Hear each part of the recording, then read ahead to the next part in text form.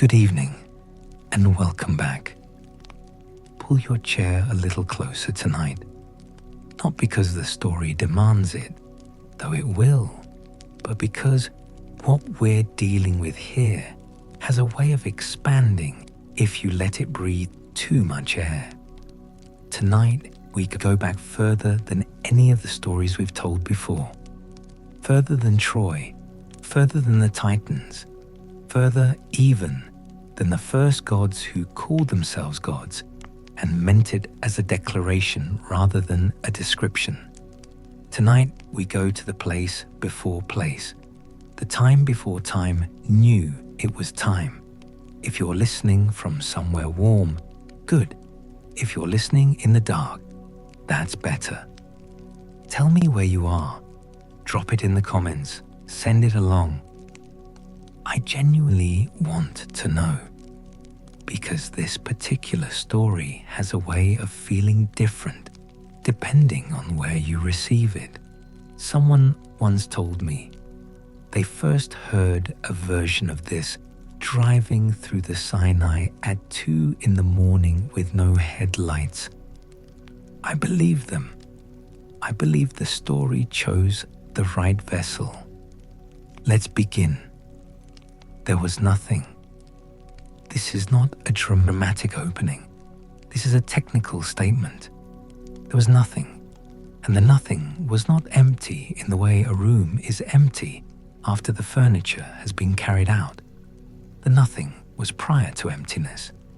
You cannot be empty unless you are also a container, and there was no container. There was no space for the nothing to occupy, because space had not yet been thought of. There was no darkness, because darkness requires the prior possibility of light to have any meaning. The philosophers, centuries later, would struggle with this, and most of them would give up around the 3rd cup of wine. And I think that was the correct decision. Some things are not approachable directly. You have to come at them sideways, like looking at a dim star. If you stare straight at it, it vanishes.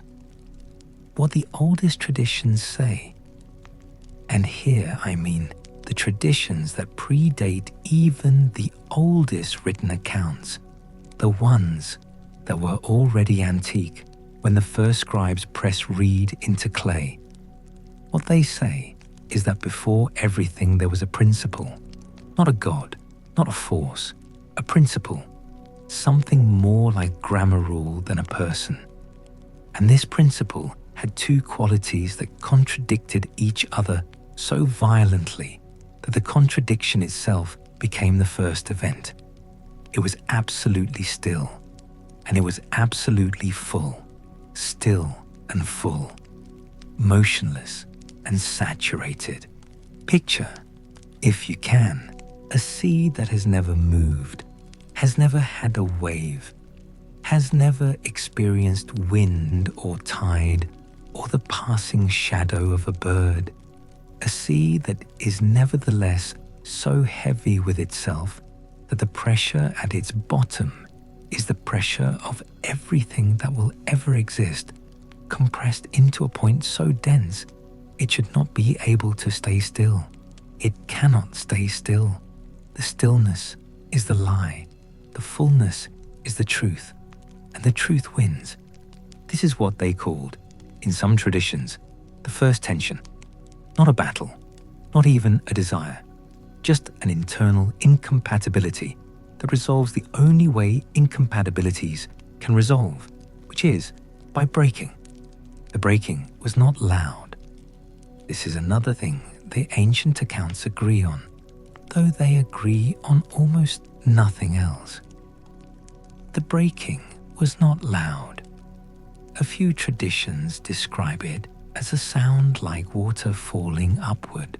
One very old Mesopotamian fragment, damaged enough that I am paraphrasing from a paraphrase, describes it as the sound of someone almost remembering a word, and then not quite. These are not bad descriptions. The breaking was subtle in the way that the first crack in a glacier is subtle. The glacier still looks whole, but the hole has changed. And into the crack, like water into a fissure, like light into a room where the curtain has shifted 1 inch, into the crack came the first differentiation. Not light and dark, not hot and cold. Those would come later, and they would feel, by comparison, almost cozy. The first differentiation was subtler and more terrible. It was the differentiation between that which would persist and that which would not, between the durable and the temporary, between those principles that would, over vast and incomprehensible stretches of what was not yet time, coalesce into entities, into selves, and those principles that would remain diffuse, atmospheric, present, but never personal. The primordial gods belonged to the first category. They coalesced. They became something you could, in theory, in the loosest possible meaning of the term, encounter. The one who coalesced first, or rather, the one who coalesced most completely, is called different names in different traditions, and I will not privilege one name over another, because the traditions have enough violence done to them by people who insist on hierarchies. Let's call this one the depth, not the deep, not an adjective pressed into service as a noun, but the depth as a title, as an office. The depth was the one whose coalescing drew everything else in the initial nothing toward it, the way the first drop of dye draws the water. Not a magnet, more like a reason. The depth gave the nothing a reason to begin arranging itself. Some say the depth was feminine. Some say the depth was without gender, in a way that preceded the concept of gender, which was invented much later by creatures far less significant. Some say the depth was the sound of the first question, which was not "Who am I?" or "Why am I here?" Those questions come from beings that already know they exist and are embarrassed about it. The first question was something more like an orientation, a turning toward, a facing. The depth faced, and in facing created the category of things that could be faced. What rose to meet the depth's facing was the surge. Again, names vary, and I mean the surge as a structural term rather than a proper name. The surge was the principle of momentum, of forwardness, of the thing that happens when potential becomes kinetic. And immediately this description fails because kinetic requires physics, and physics requires matter, and matter is many, many chapters away. But you understand the gesture. The surge was the answer to the question the depth had asked. Not a good answer, not a complete answer. An answer the way a lightning bolt is an answer, immediate, luminous, and over before you fully processed what you saw. The depth and the surge did not merge. This is important. In the tradition of many later myths, the ones humans would tell once they themselves existed and had developed both love and the need to explain where love came from. The primordial principles tend to fuse, to produce offspring, to generate through combination. The depth and the surge did something different.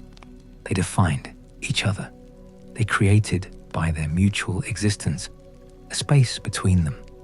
And this space between them was the first space that had ever existed anywhere. Not large, not small. Those are measurements, and measurements require distance, and this space was the first distance. It was the size of itself, which was all the size there was.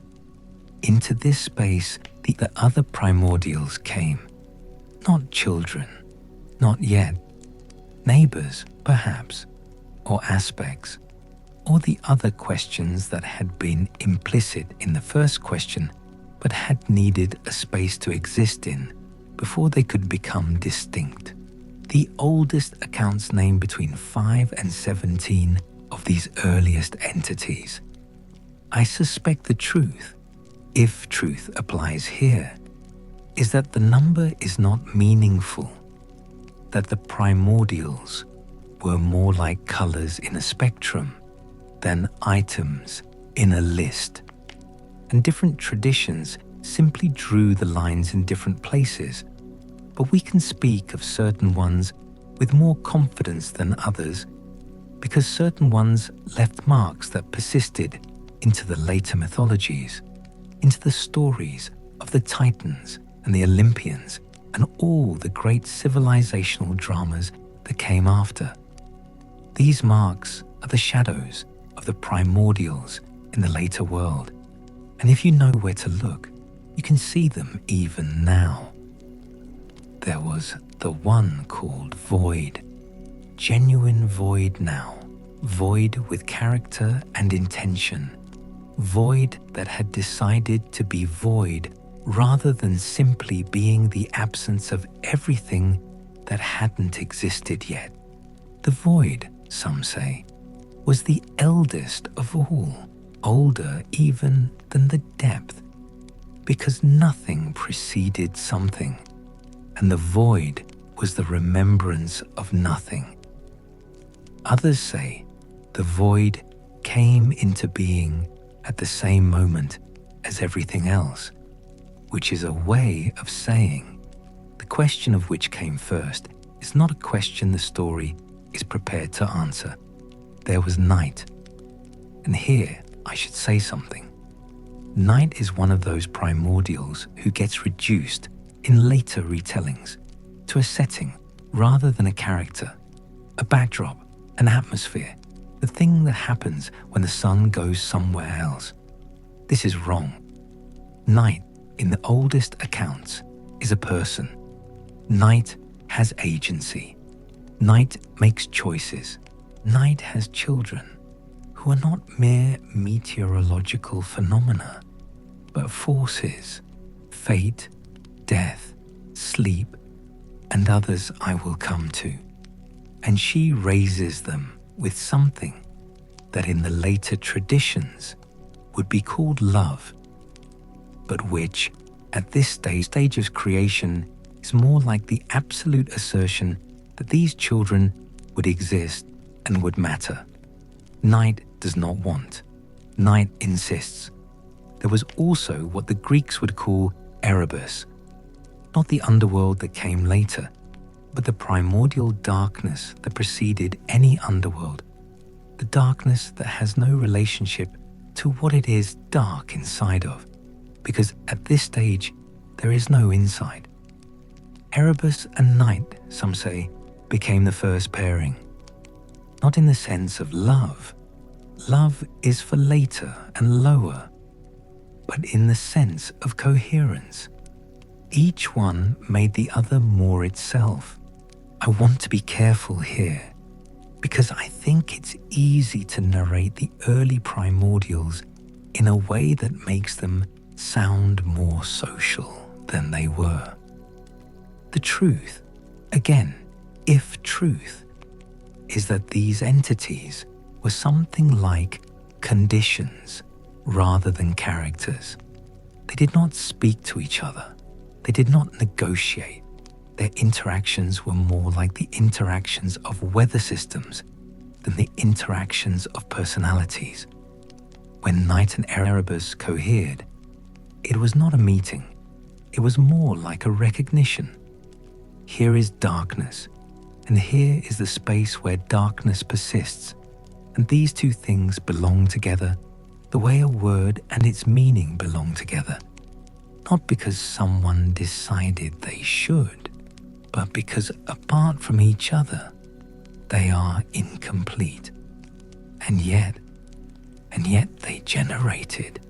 From the coherence of night and Erebus came ether, the upper air, the bright air, the air above the air, the luminousness at the top of the world that the high gods would later breathe and the mortals would never reach. And from the same pairing came day. Day as a primordial principle. Day not as the rotation of a planet, but as an assertion. There will be light, and the light will be regular, and the regularity will be a kind of promise, and the promise will be broken, because promises always are, but not for a very long time. Ether and day. Look at those two. Night and Erebus, the darkness absolute, producing luminosity and dailiness. The oldest traditions found this beautiful. Later traditions would find it logical. Light from dark, order from chaos, the universe preferring complexity. But in the oldest accounts, it is beautiful first and logical never. Beauty precedes logic. This is perhaps the most important thing the primordial myths are saying. Alongside and among these earliest figures moved the one called chaos, which again, in translation, loses almost everything. Chaos in the oldest Greek tradition does not mean disorder. It means gap. It means the yawning space. It means the original opening, the original aperture, through which all subsequent things would pour. Chaos is not the antithesis of order. Chaos is the condition that makes the question of order or disorder possible. Chaos is the blank page, not the scribbled page, not the organized page. The page before anything is written on it, which is also the page that makes writing possible. Gaia came. Earth, ground, the enormous patient fact of solidity, of fairness. Gaia arrived in the primordial sequence, not with drama, but with the quiet authority of the necessary. Without Gaia, the other principles had nowhere to stand, not yet metaphorically, but literally. Gaia was the first surface, the first distinction between up and down, the first foundation. Everything that would come after, because there was somewhere for it to happen. Tartarus arrived with Gaia, or just after. The deep place, the place beneath the place, the abyss under the foundation. If Gaia is the floor, Tartarus is what the floor rests on, which is to say, it is the one thing in creation that rests on nothing at all, and this is either its weakness or its power, depending on which tradition you follow. Eros came last of the first wave, or last of those who matter for this telling.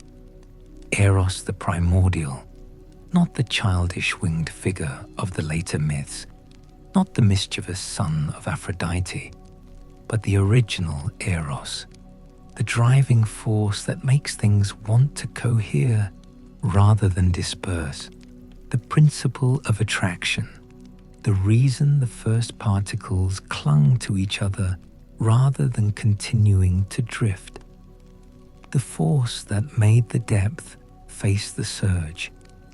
Eros did not invent love. Eros made love possible by inventing the concept of toward. This was creation, not a single act, not a god with a plan, a sequence of necessary distinctions, each one opening the possibility of the next, each one making the universe slightly more specific than it had been before. each one narrowing the infinite nothing into something you could eventually, after unimaginable intervals, call a world. Gaia did not wait. This is the thing about Gaia that the later traditions remember and the later civilizations found alternately admirable and terrifying. Gaia did not wait for permission, for partnership, for the alignment of cosmic forces. Gaia reached into herself. And here the language becomes strange because inside and outside have only just been invented. Gaia reached into herself and produced Uranus, sky, the dome above, the one who would arch over her and, in arching, define the space between earth and heaven that every subsequent myth would be staged in. Some say Uranus was made as a covering, a shelter, a canopy against the primordial cold that was still, at this stage, the dominant condition of everything. Others say Uranus was made as a companion, a mirror, something for Gaia to face, the way the depth had faced the surge, because facing is the beginning of relationship, and relationship is the beginning of story. Still others, and these are the accounts I find most interesting, though I couldn't tell you exactly why, say Uranus was made by accident, that Gaia was not generating deliberately, but simply brimming, full to overflowing, and Uranus poured out the way water pours over the edge of a vessel. Not intention, overflow. Gaia also produced Pontus, the sea, the first waters, which are not the waters of rain or river, but the primordial waters, the remembrance of the original depth, made suddenly, surprisingly material, and she produced the mountains. Not this mountain or that mountain, but the principle of verticality, of rising, of the refusal to remain flat. The mountains were Gaia's first argument with her own nature. I am ground, and also I insist on height. Uranus looked down at what Gaia had made and what Gaia was, and something happened that will be recognizable to every human who has ever lived and will ever live, which is that desire preceded understanding. Uranus wanted before he knew what wanting was. Uranus reached down. Rain, some traditions say. Starlight, others. The pure attention of the sky pressing itself against the earth. And from this reaching, from this first great reciprocal want, came the Titans. 12 of them. 6 male, 6 female. The numbers matter more than the names right now, though the names will become important soon enough. 12, a number already resonant with completeness and division, with the zodiac that hadn't been invented yet, with the hours and the months and all the cycles that would be named after this first cycle, was finished. 12 Titans. The first generation that was both cosmic in scale and personal in nature. The first beings who had parents they knew about, and a world they had opinions about, and a future they did not yet know was already decided. Before the Titans were born, though, other things came out of Gaia and Uranus, the Cyclopes, 3 of them, each with a single eye in the center of their foreheads, each one a craftsman of terrifying capability, each one representing one of the 3 forms of skyfire: lightning, thunder, and the thunderbolt. They were not monsters. I want to be clear about this because the later tradition made them into monsters and the later tradition was wrong, or at least was telling a different story for different reasons. The Cyclopes were craftsmen, makers, the closest thing to engineers that the primordial world had yet produced. Their single eye was not a deformity, but a feature, a focusing mechanism, an eye for detail that the diffuse two-eyed gaze of ordinary perception cannot achieve. And then the Hecatonkaias, 3 of them, 100-handed, giants of such size and such power that the earth shook when they breathed. They were also, by the account of most traditions, terrifying in appearance. Not in the way that monsters in stories are terrifying, but in the way that forces of nature are terrifying. The way a tsunami is terrifying. The way the thing that kills you doesn't have to mean to. Uranus looked at the Cyclopes and the Hecatonkaias and felt something. This is where the story changes key. Up to this point, we have been in the register of cosmogony, of the universe understanding itself, of creation as an impersonal process of differentiation and coherence. Now something personal enters. Uranus looked at what had come out of Gaia and felt something that the traditions name as fear, but that I suspect was more complex than that. Was something like the terror that comes when you realize the thing you love is also a thing that generates things you did not expect and cannot control. He loved Gaia. That much is clear in every telling. He loved her in the enormous, unreflective way the sky loves earth, the way that above loves below, structurally, constitutively. And yet, he pushed them back, the Cyclopes and the Hecatonkaias. He took them and pressed them back into the body of Gaia, back into the earth from which they had come, and sealed the openings and kept them there, not killed. They could not be killed. They were too primordial for that.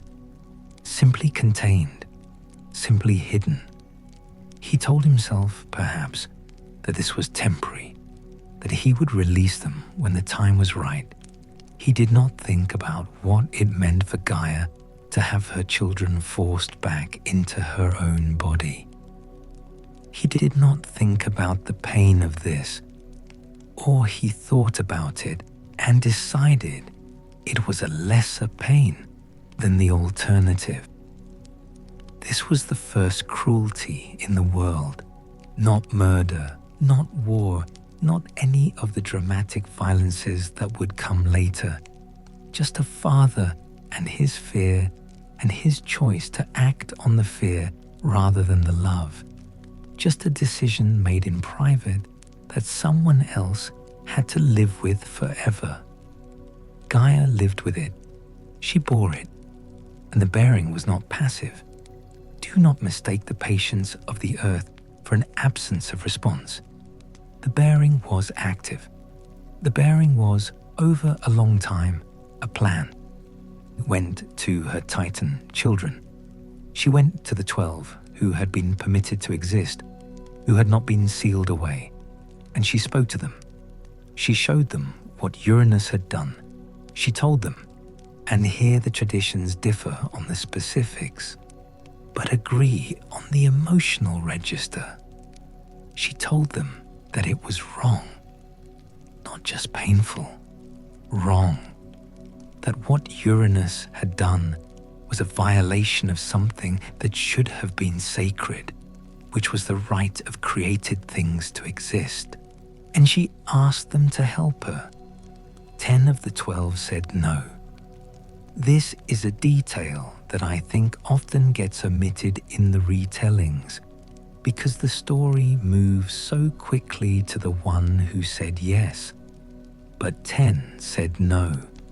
10 titans, each of them powerful enough to to alter the shape of the world, each of them feeling what their mother felt, the wrongness, the violation, the ache of sealed siblings, and each of them deciding that the wrongness was not sufficient reason to act against their father. This tells us something about how power works, about how power has always worked, about how the beings who benefit from an order, even if they do not love the order, will still choose the order because the alternative is uncertainty, and uncertainty, for those who have something, is more frightening than injustice. The one who said yes was Cronus, the youngest, the sharpest. Cronus was not a hero. Let's settle this now, before his story gets romantic in the way that the stories of the vengeful tend to get romantic when distance makes the violence aesthetic. Cronus was not a hero. He was the one who was willing, and willing when everyone else has declined is a kind of power in itself, though it is not the same as right. But he listened to his mother. He took what she gave him, a great adamantine sickle made from the grey flint she had somehow drawn up from her own depths, a weapon that was also a tool, that was also a question. What happens when you cut the thing that holds everything together? He waited. He was young, but he knew how to wait. He hid himself in the folds of the earth, in the places where his mother's body curved and shadowed, and he waited for his father to come down, for the sky to descend as the sky descends, in rain or in radiance, to meet the earth he loved. Uranus came down, and Cronus rose up. What he did then is in the texts, in the explicit and elaborate texts, and I will not dwell on the graphic specifics, because the graphic specifics are not the point. The point is what the act meant. Cronus separated sky from earth. He did it violently, irrevocably. The wound he opened was not just in Uranus, but in the structure of the world. Before this moment, sky and earth had been in constant contact. The original intimacy, the relationship, the first love story. After this moment, there was space between them, actual space, distance, the gap that we now call the atmosphere, the gap that allows weather, that allows breath, that allows the existence of everything that lives between the ground and the heavens. From what fell, from the blood that fell into the sea, from the foam that gathered around what Cronus had cut away, Aphrodite rose. This is a detail of such strange beauty that even the most rationalist ancient commentators couldn't quite explain it away.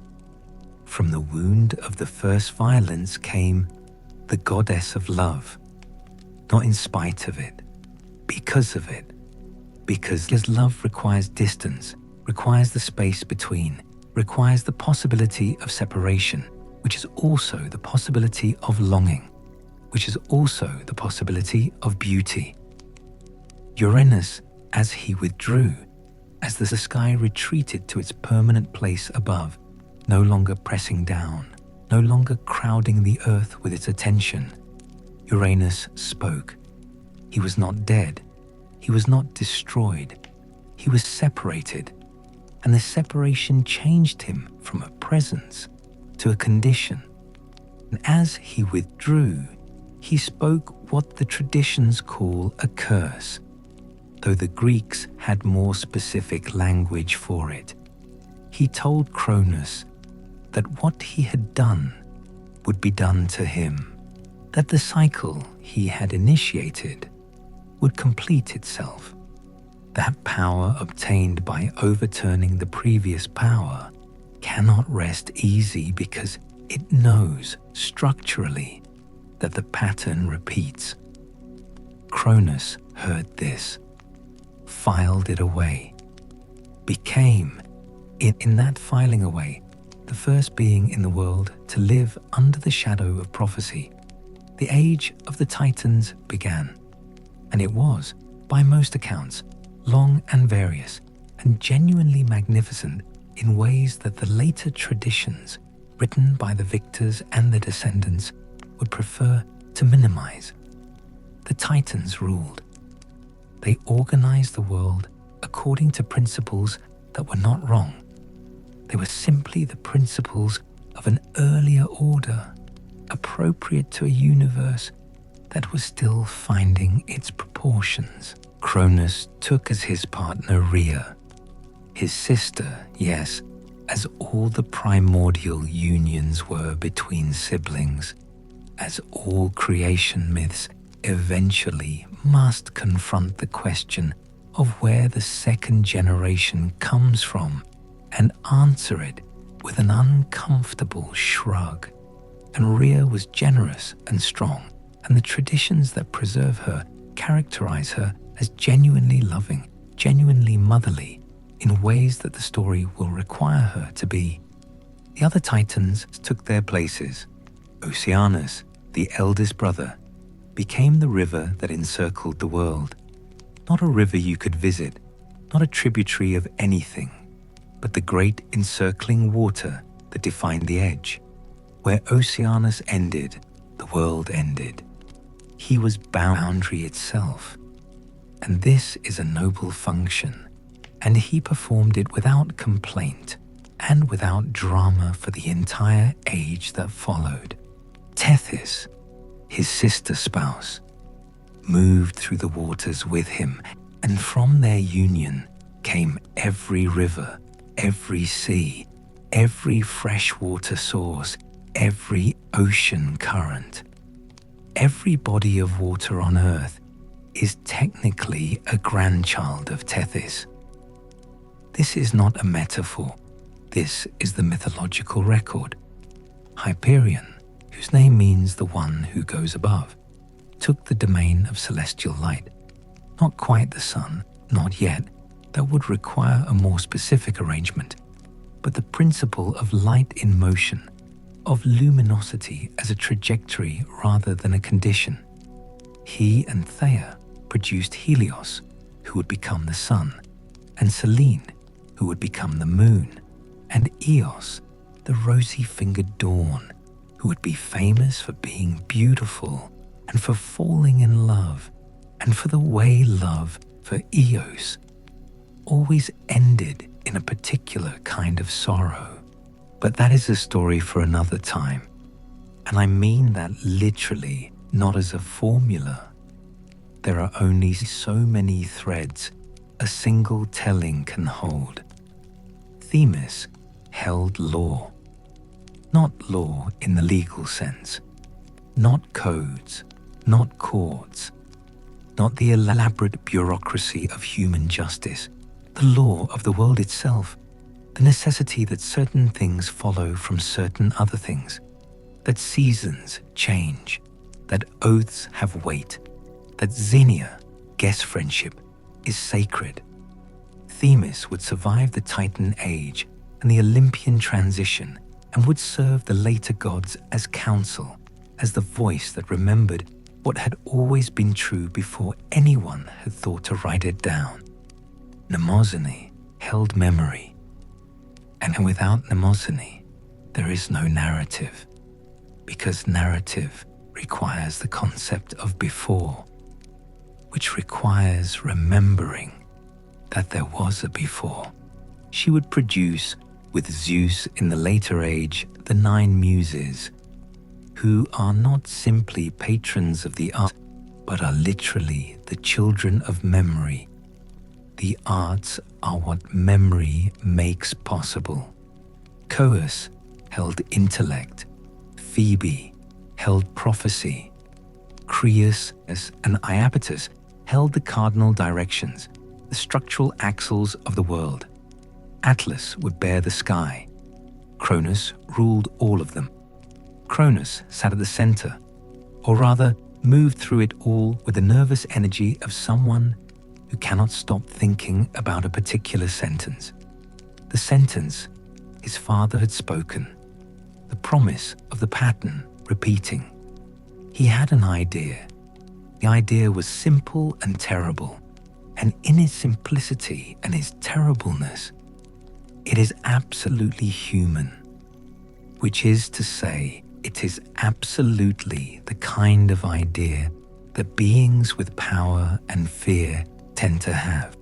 If the threat is that his children would overthrow him, and prophecy confirmed this, and Cronus had learned to take prophecy seriously because he was living proof of its accuracy, then the solution was to not have children who could grow up, to have children who remained forever inside him, not dead, contained. He had done this before. He'd watched his father do it. He'd watched his mother's grief, and he did it anyway. Rhea bore him 5 children before she understood what was happening. Hestia, Demeter, Hera, Hades, Poseidon. Each time Rhea handed the newborn to Cronus, Cronus swallowed it. Each time, the child was contained within him, preserved, unchanging, waiting, furious in the accumulating silence. 5 children, 5 gods, 5 forces of the world sealed inside their father, the way the Cyclopes had been sealed inside Gaia. The pattern does not change because you know it. It changes because something disrupts it. Rhea went to her mother, Gaia, the original source, and Gaia, who had organized the first disruption, organized the second. She told Rhea where to go, to Crete, to a particular cave on a particular mountain. And she told her what to do, which was to substitute. When Cronus reached for the 6th child, he would not receive the 6th child. He would receive a stone wrapped in swaddling clothes. And in the moment of his reaching and receiving, the 6th child would be spirited away. The 6th child was Zeus. And this is where the world, in a deep structural sense, begins to become the world we know. I need to pause here. Not because the story requires it, but because I do. There is something about this sequence, Uranus sealing, Cronus swallowing, Rhea substituting, that is easy to narrate and hard to hold. Each repetition is slightly worse than the last. Each generation inherits the wound of the previous one, and then, rather than healing it, inflicts a variation of it on the next. This is not just mythology. This is something. I'm not sure if this detail matters or if I'm pausing on it because I've been in this story long enough that I'm projecting. I'll leave it here anyway.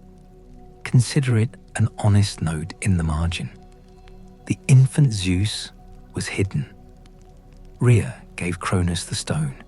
He swallowed it with the satisfied efficiency of a being who has learned to perform this act and no longer thinks about it. The stone sat inside him alongside his 5 children, who were alive and growing, if not aging, in the dark of his interior.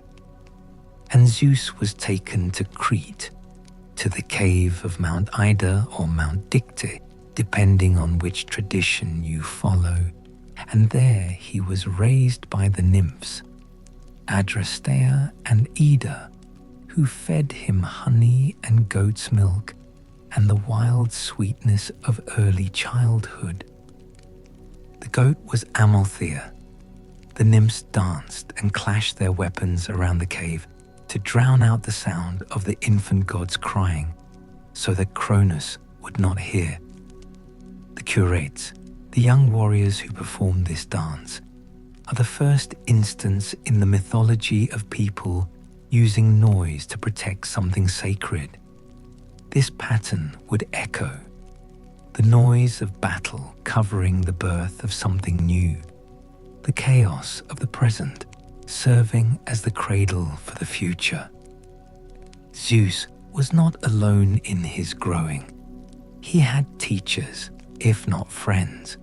He had Meti, wisdom, the Oceanid, the one who knows what to do next, the one who sees consequences.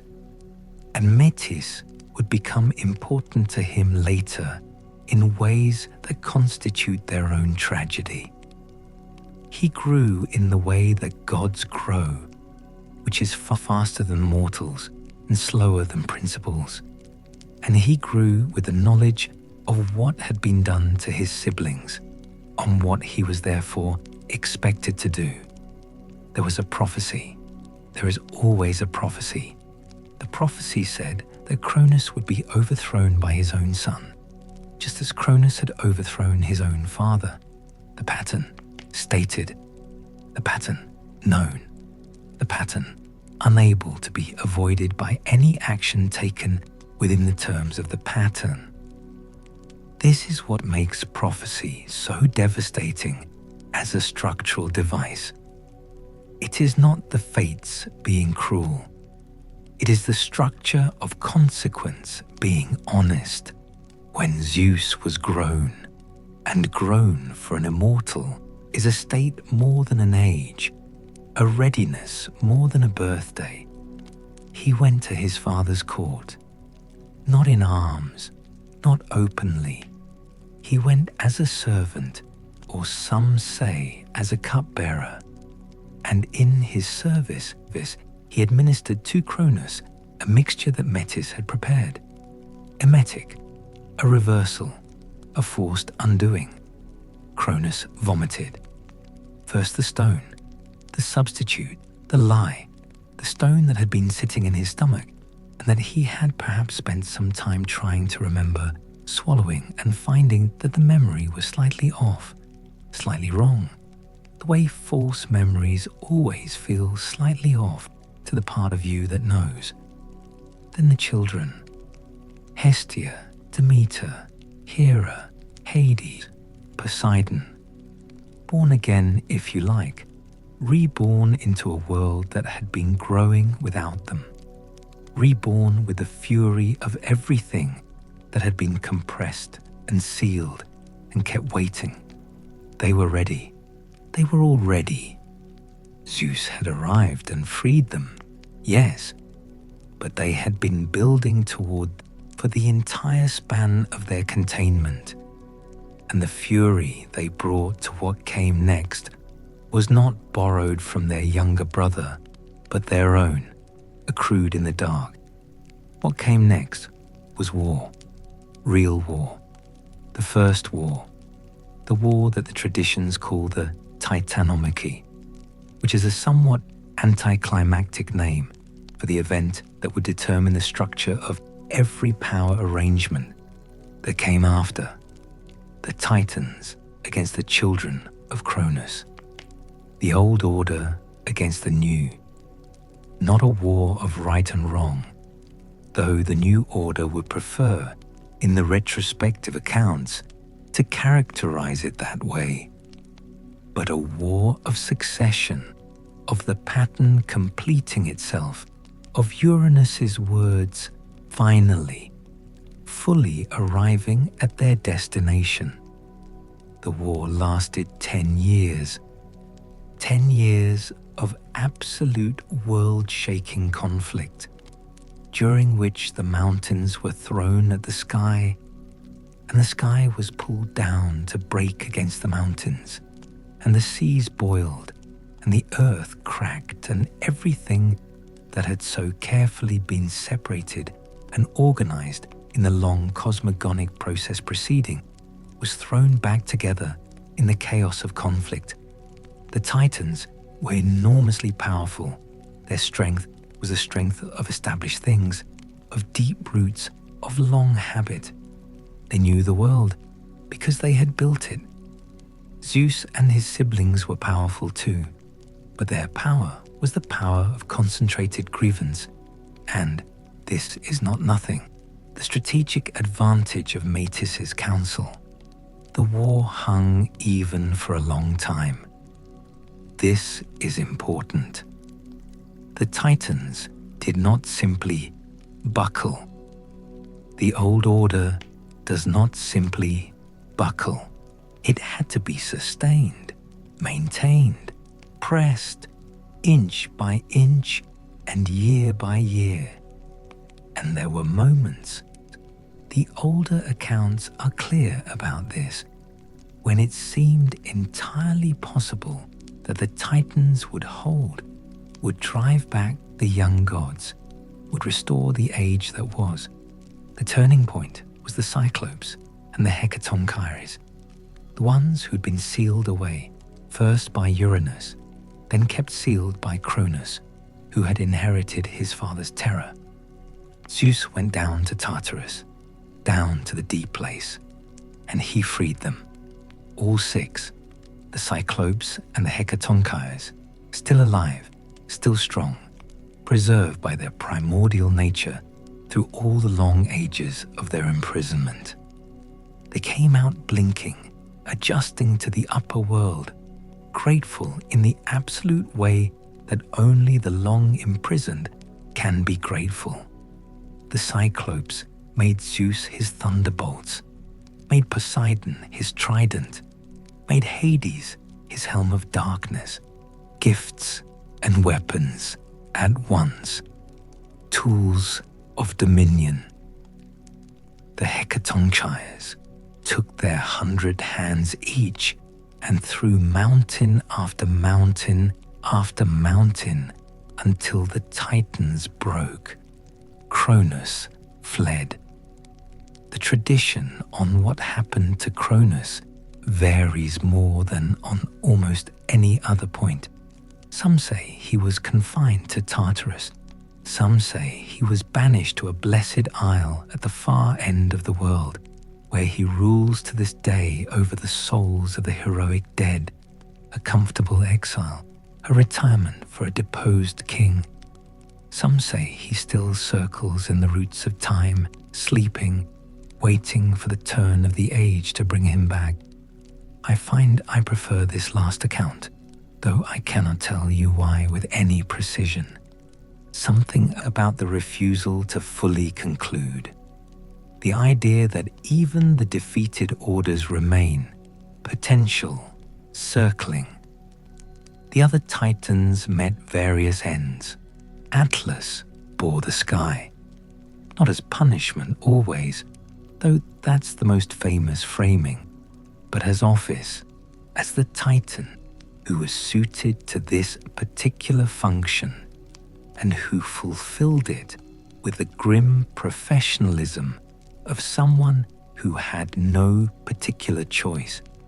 Prometheus was an exception, and Prometheus will have his own section because Prometheus, more than any other figure in this mythology, is the one whose story the later world could not stop telling. Zeus and his siblings stood in the silence after the war, the Cyclopes and the Hecatonchires at their backs. The sky and earth no longer cracked. The world, battered, had held. Now the question, what to do with it? The arrangement they made is one of the great administrative stories of mythology. 3 brothers, 3 domains. The world had, roughly, 3 parts: the sky, the sea, the underworld, with the earth as common ground, neutral territory, or rather, territory that belonged to all and therefore required its own governance. Zeus took the sky, Poseidon took the sea, Hades took the underworld. Not by preference, the traditions say. Preference was set aside in favor of fairness, or what could be called fairness in the circumstances of there being no precedent for what fairness meant. among omnipotent siblings. They drew lots. The randomness of lots is itself meaningful. When you cannot adjudicate by merit, let chance speak, and call chance the voice of the fates, and call the fates something older than yourself, so that the outcome feels less arbitrary. Hades drew the underworld. I have always thought, and here I am speculating, the text does not confirm this, that Hades was not surprised, that Hades had the kind of personality, quiet and deep and patient, for which the underworld was not a punishment but a vocation, that the others were perhaps relieved to have the deep place in the hands of someone so suited to it. Or that's a charitable reading. The uncharitable reading is that the drawing was not entirely random, that Zeus, clever as he had become, had arranged the outcome. But this is speculation. I cannot confirm it, and I'm including it only because I think it's worth asking. The sisters received domains too, though the tradition is less tidy about them. Hestia was offered marriage. Poseidon wanted her, then Apollo later, and she declined both and asked instead for the hearth, for the sacred center of every home and every city, for the fire that does not travel, but that all traveling comes home to. This was wisdom, or a kind of wisdom. The hearth is not glamorous. The hearth does not produce stories. The hearth produces warmth and continuity, and Hestia decided that was what she wanted to hold, and she held it, and the traditions honor her for it, even as they tell fewer stories about her than about anyone else. Demeter took the earth's fertility. Hera took, or was given, Zeus himself, which is a complicated kind of domain, as she would discover. Mount Olympus became the seat of the new order, 12 Olympians, more or less, with the specifics varying by tradition and region and the needs of whatever community was telling the story. What mattered was not the number, but the principle. There was a council, there was a center, there was a structure of deference and petition and dispensation. The gods gathered, the gods debated, the gods ate ambrosia and drank nectar and occasionally descended to the world below for purposes that were sometimes glorious and sometimes embarrassing. The world had been organized, sky above, sea around, earth between, deep below. Powers assigned, offices established, laws, Themis' laws, the old laws that preceded even the gods, acknowledged and in principle honored. This was the golden age of the gods, before mortals, before mortality, before the particular and grievous complications that arise when the immortal and the mortal attempt to share a world. The question of mortals is a question the traditions handle differently, and the differences are revealing. Some traditions say mortals were made by the gods deliberately for companionship or worship or both. Some say mortals were made by the Titans, specifically Prometheus, which would explain a great deal about the mortal's tendency toward ingenuity and catastrophic overreach. Some say mortals grew from the earth the way things grow, not designed but emergent, the consequence of the world becoming complex enough to generate complexity, the universe finding a new way to look at itself. The Greek tradition that I know best says Prometheus made mortals from clay. Prometheus, the forethinking one, His name is a description, a function, a way of orienting yourself in time. Prometheus thought ahead. Prometheus saw what was coming before it arrived. And what Prometheus saw, making the clay figures with Athena's help, was that the things he was making were going to need everything the gods had and some of what the gods had withheld. Fire was at the center of this. Fire is always at the center of this. Fire, the one gift that transforms everything it touches, that makes cooking possible and warmth possible and metalwork possible and the elaborate technical civilization that metalwork makes possible and the war that civilization makes possible and the peace that war eventually produces. Sometimes, fire is the shortcut between animal and human. Fire is the technology that collapses the gap between the mortal and the divine. Prometheus went to Olympus. He found fire in the forge of Hephaestus, some say, in the wheel of the sun, others, and he took it, concealed it in a hollow fennel stalk, carried it down the mountain, and gave it to the mortals. Zeus saw. Zeus always sees. And Zeus's reaction, the punishment he designed for Prometheus, is the most detailed punishment in the mythology, the one that gets the most textual attention, the one that subsequent ages return to again and again. Not because it was the cruelest, there are crueler things in the mythology, but because it was the most philosophically interesting. Zeus chained Prometheus to a rock. Not just any rock, a rock in the Caucasus, at the edge of the world, where the sky meets the east, and every day an eagle came and ate Prometheus's liver.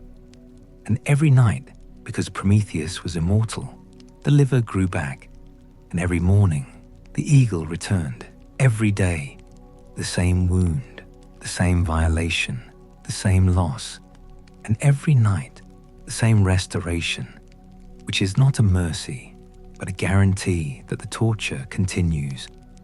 The restoration is part of the punishment. The healing is how the hurting goes on. This is the myth of Prometheus, and it is a myth about what happens to those who give too much away.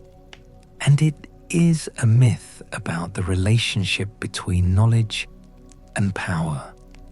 And it is a myth about the fact that the one who sees ahead cannot always protect himself with what he sees, can sometimes see the punishment coming and walk toward it anyway, because the alternatives are worse. Prometheus knew. He was the forethinking one. He knew what Zeus would do. He gave the fire anyway. Some say this makes him a hero. Some say this makes him a fool. The distinction might not be as clear as we'd like. Heracles freed him eventually. In the later age, in the time of heroes, Heracles climbed to the Caucasus and killed the eagle and broke the chains. Whether Prometheus was grateful is not recorded. The traditions say he was, but I find I'm not sure grateful is the right word for someone who chose the punishment with open eyes. Relieved perhaps, or just finished.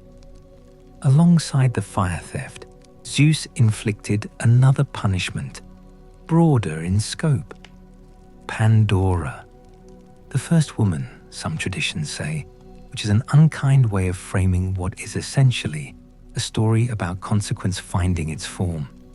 Pandora was made from clay, like the mortals Prometheus had made, but she was made by the gods collectively, each one contributing an attribute, the way gifts are given at a christening that turns out to be a curse. Hephaestus shaped her. Athena taught her weaving and wisdom. Aphrodite gave her grace and desire. Hermes gave her a lying mind and a thieving nature, and the traditions are very clear about this being deliberate, which tells us something about what Zeus intended Pandora for. She was given to Epimetheus, Prometheus's brother, the after-thinking one, the one who understands only after the fact, the one who accepts gifts without examining them. Prometheus had told his brother, "Don't accept gifts from Zeus." Epimetheus forgot, or chose to forget, or was constitutionally incapable of applying his brother's advice to his own situation. He accepted Pandora. He loved her. This is entirely in character for the after-thinking one. And Pandora, curious as she was designed to be, inquisitive as intelligence tends to be, irresistible to wonder as anything with a mind will eventually be, Pandora opened the jar, the pithos, the storage vessel. Inside were everything: illness, grief, old age, envy, madness, death. All the conditions that make human life hard. They escaped. They have been loose in the world since then. And what remained at the bottom, the one thing that did not escape, or that escaped last, depending on how you read it, was hope, elpis, the thing you feel when everything else is already done. This is the cruelest detail, that hope was sealed in with the worst things, that hope comes from the same vessel as ruin, that hope is, perhaps, one of the worst things, because it keeps you trying even when trying is what keeps you exposed to everything else. Let me collect the thread. We have the world, we have the gods and the arrangement, we have mortals given fire, given everything the fire makes possible, and also given everything the opening jar unleashed. This is not a perfect world. This was never meant to be a perfect world. Perfection requires stasis, and stasis is precisely what the first tension rejected when it broke the primordial nothing open. The world was made to be dynamic. Dynamic means things change. Things change means things are lost. Things are lost means there will be ages when the world is better and ages when it is worse. And the trajectory in most of the traditions is from better to worse. Not permanently, not without exception, but on balance, downward. The Pythagoreans said there was a golden age, then silver, then bronze, then iron. Hesiod said the same, more or less. The ages are not named arbitrarily. Gold, heavy, lustrous, resistant to corruption, the most divine of metals. The Golden Age was the age of Cronus, which is interesting, given what we know about Cronus. When mortals lived easily, without labor, without disease, without war, the earth gave its fruits freely. Death, when it came gently, like sleep. The people of the Golden Age became, after death, good spirits, guardians of the world, watchers over the living. They are still there, some traditions say, still watching, growing thinner as the world grows heavier. The Silver Age came after, Zeus's age, or the beginning of it. Not terrible, not beautiful. The mortals of the Silver Age were as children for 100 years, helpless and demanding. And when they finally grew up, they grew up violent and impious, failing to honor the gods and each other, and Zeus ended them. Not happily. The silver dead became the blessed of the underworld, honored still, honored diminishingly. The Bronze Age was hard. Bronze, harder than gold or silver, more suited to tools and weapons, more suited to the age that it named. The mortals of the Bronze Age were warriors, concerned only with war, and they destroyed each other with a thoroughness that required no divine intervention. They went down to Hades unnamed, their deeds no more remarkable than their ends. Then came a brief, strange interlude, the Age of Heroes. Not metal, heroes. The tradition inserted them between bronze and iron as if to remind the listener that the overall trajectory downward is not absolute, that the universe permits peaks within its decline, allows greatness even as greatness becomes increasingly harder to sustain. The heroes were the children of gods and mortals, or mortals raised to extraordinary heights, or mortals made extraordinary by extremity. They fought at Thebes and at Troy and on the sea between. Some went, after death, to the Elysian fields, the blessed place, the exception to the underworld's general grey. They are the ones most of the myths are about. Perseus, Heracles, Achilles, Odysseus, the luminous exceptions, and then iron.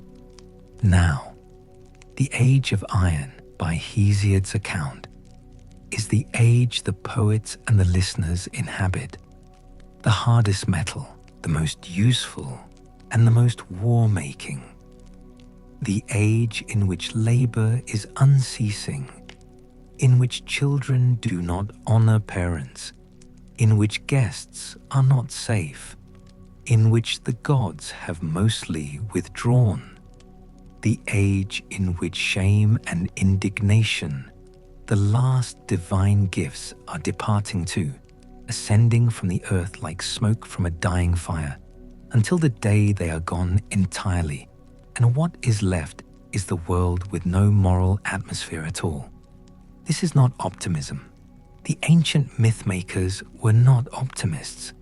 They were something else. They were honest about the shape of time, and they found that shape tragic, and they made art out of the tragedy, and the art has lasted longer than any of the things that caused it. The heroes came and went like weather. Some of them warrant the extended attention that only the fully told story can give. Some of them were important and have been treated carelessly, reduced to the function they serve in other people's stories. I will try to do better for at least a few of them. But I want to be honest. I'm going to spend more time on some than others. And the reason is not always that they are more important. The reason is sometimes that I find them more interesting, which is a human reason, and therefore, I think, a legitimate one. Perseus was the son of Zeus and Danae, which already tells you a great deal about what to expect. Danae's father, Acrisius, had received a prophecy. The prophecy arrives, that he would be killed by his daughter's son. His response to the prophecy was to seal Danae in a bronze chamber underground, removing her from the possibility of men. This is the gizli sır döngüsü, the concealment cycle, and it never works. And Acrisius knew it wouldn't work because he knew the prophecy, which means he knew the outcome, which means the act of concealment was not really about prevention, but about delay and about the performance of effort in the face of the inevitable. Zeus came as golden rain. This is the famous detail, the one that gets cited in art history, the one that the later painters loved because it is simultaneously miraculous and deeply weird and human in a way that the pure abstraction of God power rarely is. Golden Rain. Perseus was conceived in a bronze room by a shower of light. His birth was already the answer to a question his grandfather had tried not to ask. Acrisius put Danae and the infant Perseus in a chest and threw them into the sea, not killing them, not directly, not with his own hands, but consigning them to what he could tell himself was fate's decision rather than his own.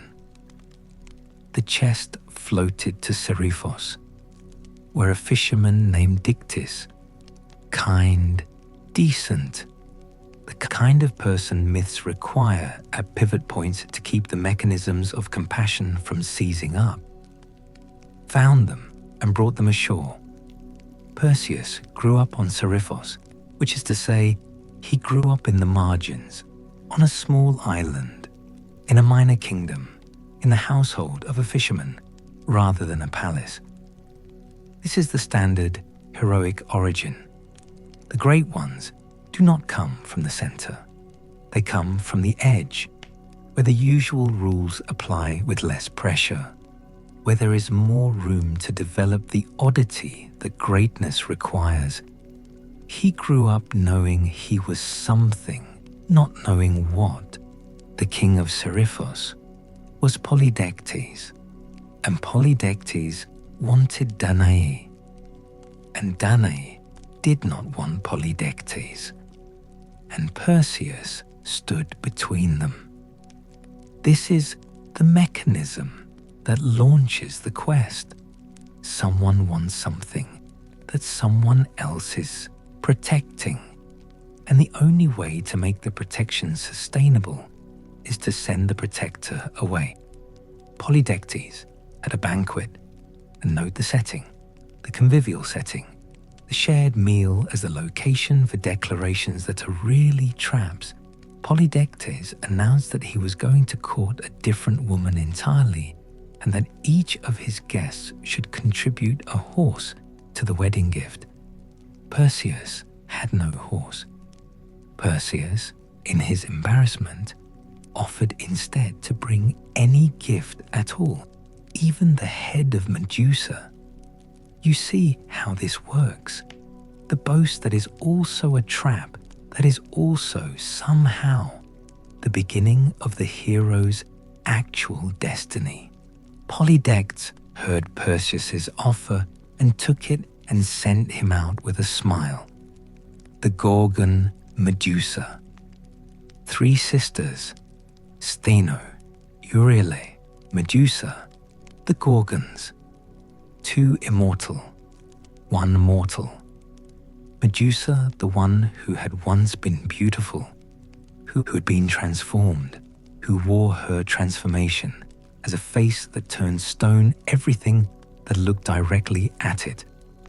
To approach Medusa directly was to approach death by freezing, which is not the worst death, but is the most absolute, the one without possibility of reversal.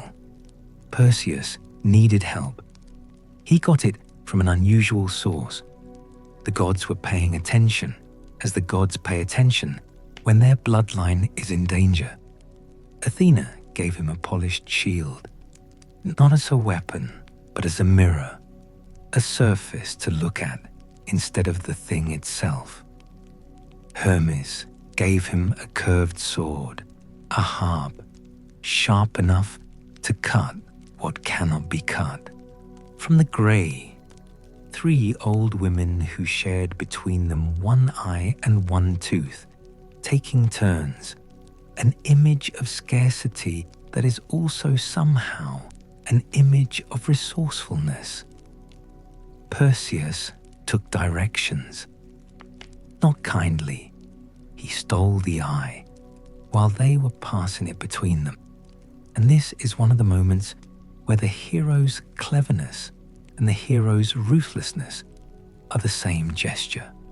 He returned the eye for the directions to the nymphs who held the tools he needed.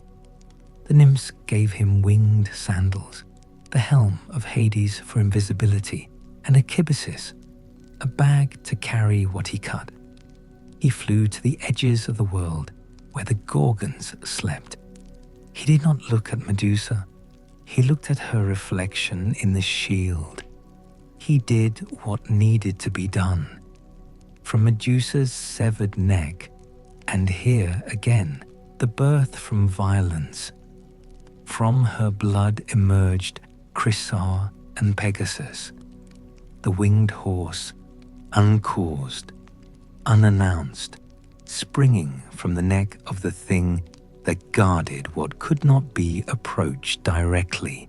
Pegasus would go on to his own significance, would carry Bellerophon, would become the emblem of something noble and aspirational. But that is a different story, and Bellerophon's story does not end well, and I do not have the space tonight to give Bellerophon the careful attention he probably deserves. Perseus flew back, carrying the head, still dangerous, still capable of petrification, still requiring that no one look at it directly, which made it the perfect weapon for a figure who had learned to approach things obliquely. On the way home, he passed the coast of Ethiopia and found Andromeda. Andromeda, chained to a rock, offered to a sea monster as sacrifice for her mother's pride. Cassiopeia had said that she was more beautiful than the Nereids, and the Nereids had complained to Poseidon, and Poseidon had sent the monster Cetus, and the oracle had said only the sacrifice of Andromeda would appease it. The pattern: pride generates divine offense, generates catastrophic consequence, and the consequence falls not on the one who was proud, but on the one who was simply present and beautiful. Perseus saw Andromeda and loved her immediately, which is the mythological way of saying that the hero found his counterpart, the figure whose release was the other half of his assignment, even if no one had told him this was the case. He killed Cetus. Some traditions say he showed it the Gorgon's head. Others say he simply fought it. The versions that have him show it the head are more satisfying because they maintain the thematic coherence of the oblique approach, and he freed Andromeda and took her home. Polydectes did not believe Perseus had succeeded. Polydectes had sent Perseus on an impossible errand and was now confronted with the impossible errand completed. He said so loudly at court.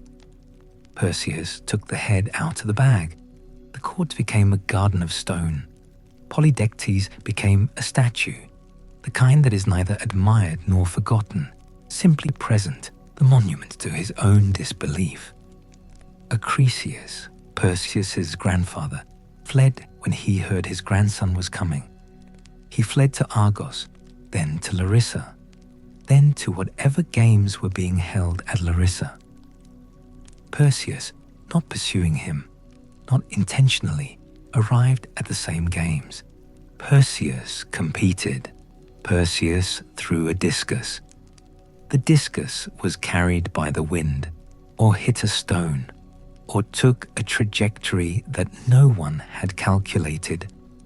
The tradition insists on the accident, insists that Perseus did not aim at his grandfather, that the fulfillment of the prophecy was not murder, but coincidence given a shape. The discus struck Acrisius in the foot. Acrisius died. This is the prophecy completed, not through intention, but through adjacency, not through the thing feared, but through the thing no one thought to fear. The discus at the games, the athletic contest, turns suddenly terrible.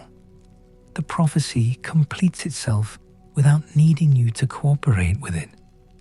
It simply waits for the world to arrange itself into the shape it promised. Perseus was granted, in the end, a kind of peace that not all heroes receive. He and Andromeda had children. His line continued. He and Andromeda were eventually placed in the stars. And this is the mythological denouement for the heroes who are loved by the universe enough to be kept in it. You become a constellation. You become something navigators use. You become a permanent feature of the sky that you could not otherwise have reached. Andromeda, Cassiopeia, Perseus, Cetus, all there, all fixed, all arranged in a narrative legible to anyone who knows where to look. The sky as the world's memory. Heracles is the one I said I would spend time on. Heracles, or Hercules in the Latin, is one of those figures around whom so much story has accumulated that the original figure is almost invisible beneath it. The way a mountain can become invisible beneath the buildings constructed on its slopes. I'm going to try to find the original underneath. He was the son of Zeus and Alcmene. Alcmene was mortal, beautiful, faithful to her husband Amphitryon in a way that required Zeus to impersonate Amphitryon in order to approach her. This is one of the uncomfortable seams in the mythology, the places where divine desire becomes divine imposture, and the myths record it without the judgment the later world would apply. Zeus impersonated her husband. Alcmene did not know. This is not something I can narrate around. It is in the text, and it is what it is, and I am going to continue without pretending it's something else. Hera knew. Hera always knew. Hera, queen of the gods, wife of Zeus, the one whose role in mythology is to embody what happens when you are powerful and faithful, and your power and faithfulness cannot protect you from the person you have given them to. Hera is a figure whose story the tradition has mostly told from the outside, as jealousy, as obstacle, as the force that makes Heracles' life impossible. But the tradition, if you sit with it long enough, reveals something else. Hera's grief is genuine. Hera's rage is genuine. Hera's campaign against Heracles is terrible, but it has a cause, and the cause is Zeus, and the tradition somewhat shamefully transferred the blame. She tried to kill him at birth. She sent 2 serpents into the crib. Heracles, an infant. This is the first sign, the signal that the hero's nature is present from the beginning, that the extraordinary is identifiable even before the ordinary conditions of childhood have run their course. Infant Heracles grabbed the serpents with his hands and strangled them. The nurse found him in the morning with the dead serpents and the baby grinning. He was not raised easily. Amphitryon tried to have him educated in the conventional heroic curriculum, wrestling, music, the arts of war, and in the education there was already an incident. Linus, his music teacher, struck him for inattention. Heracles struck back. Linus died.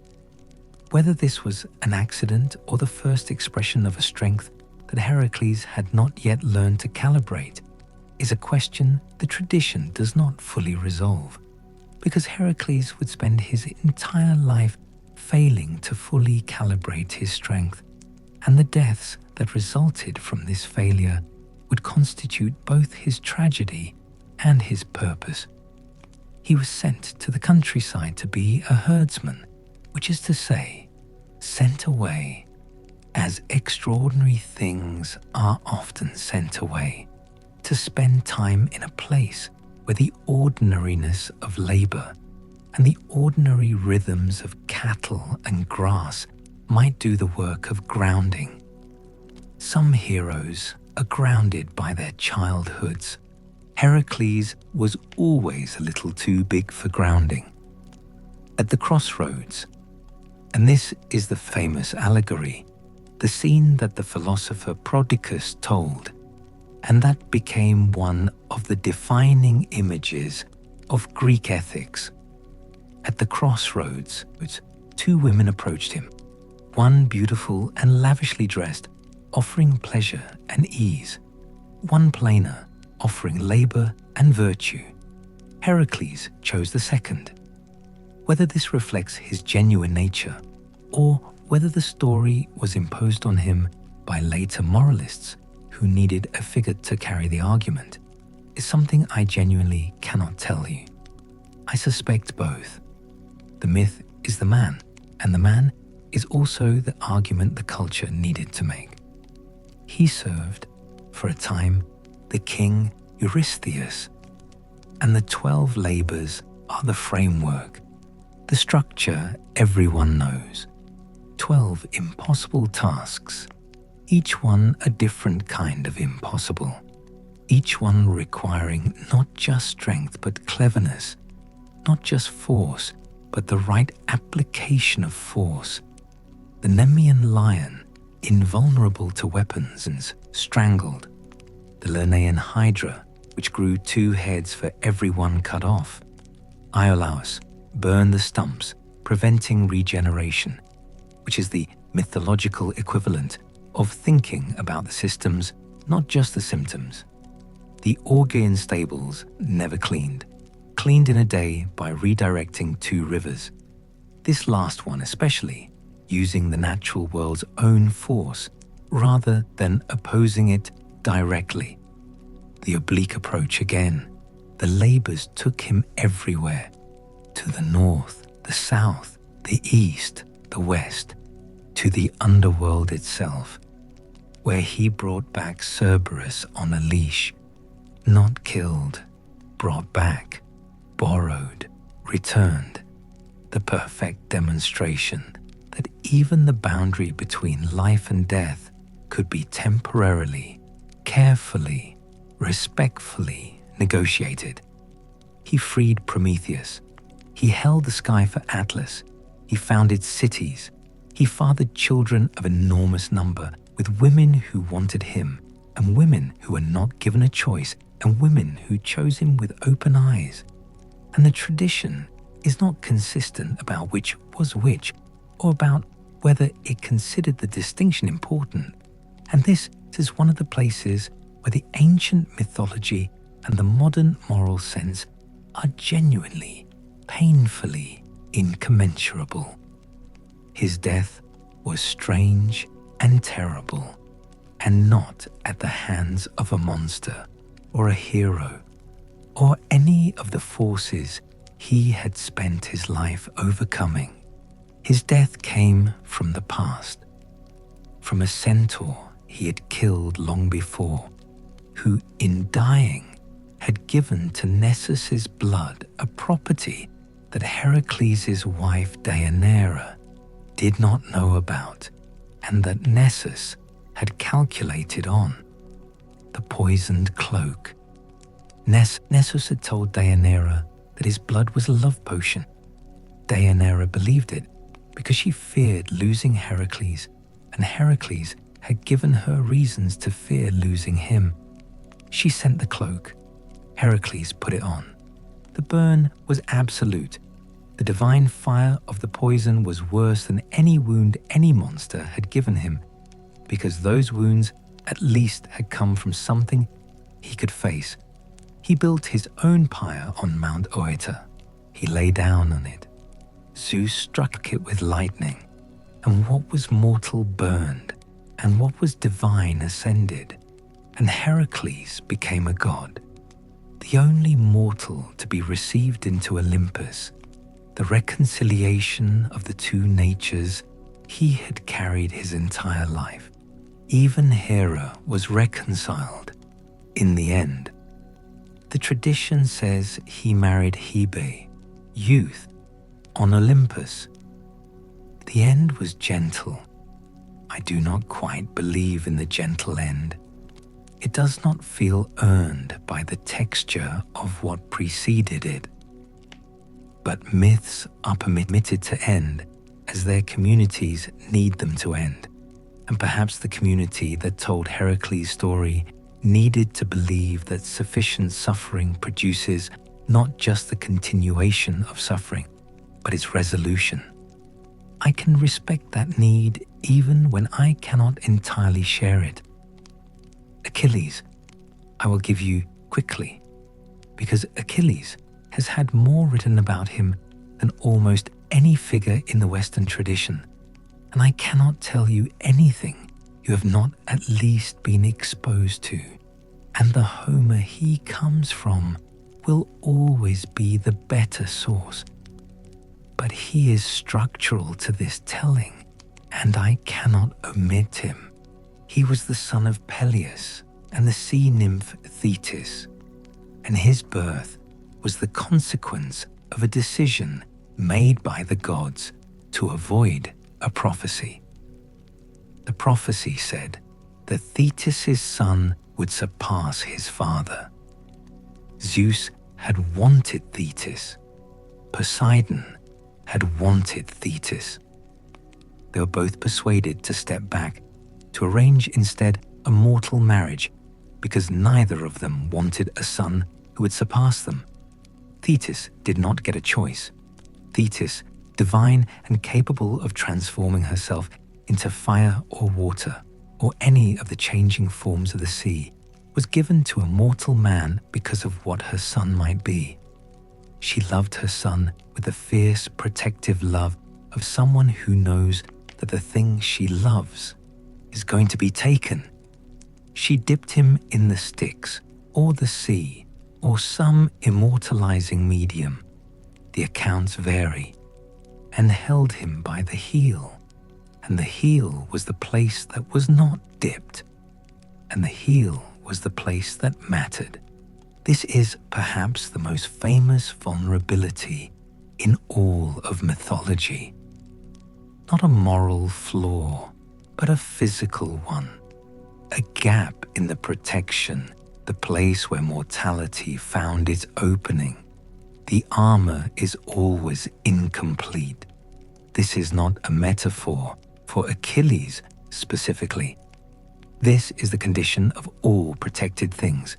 He was raised by Chiron, the centaur, who was the teacher of heroes. Wise, gentle, the model of what wisdom looks like when it does not require the wielder to be fully human. He learned medicine and music and war. He grew up to be exactly what the prophecy had implied, the greatest warrior of his age, capable of turning the course of any conflict, capable of killing gods if the gods were foolish enough to stand in his path. He went to Troy because the machinery of obligation and honor required it. He did not have to. He had a choice. Thetis told him this. She had foreseen it. Long life or glory, home or legend. He chose legend.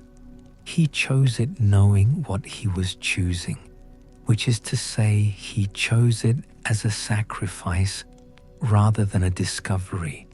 And that preemptive grief he carried through every action at Troy is part of what makes him a figure of such sustained literary interest.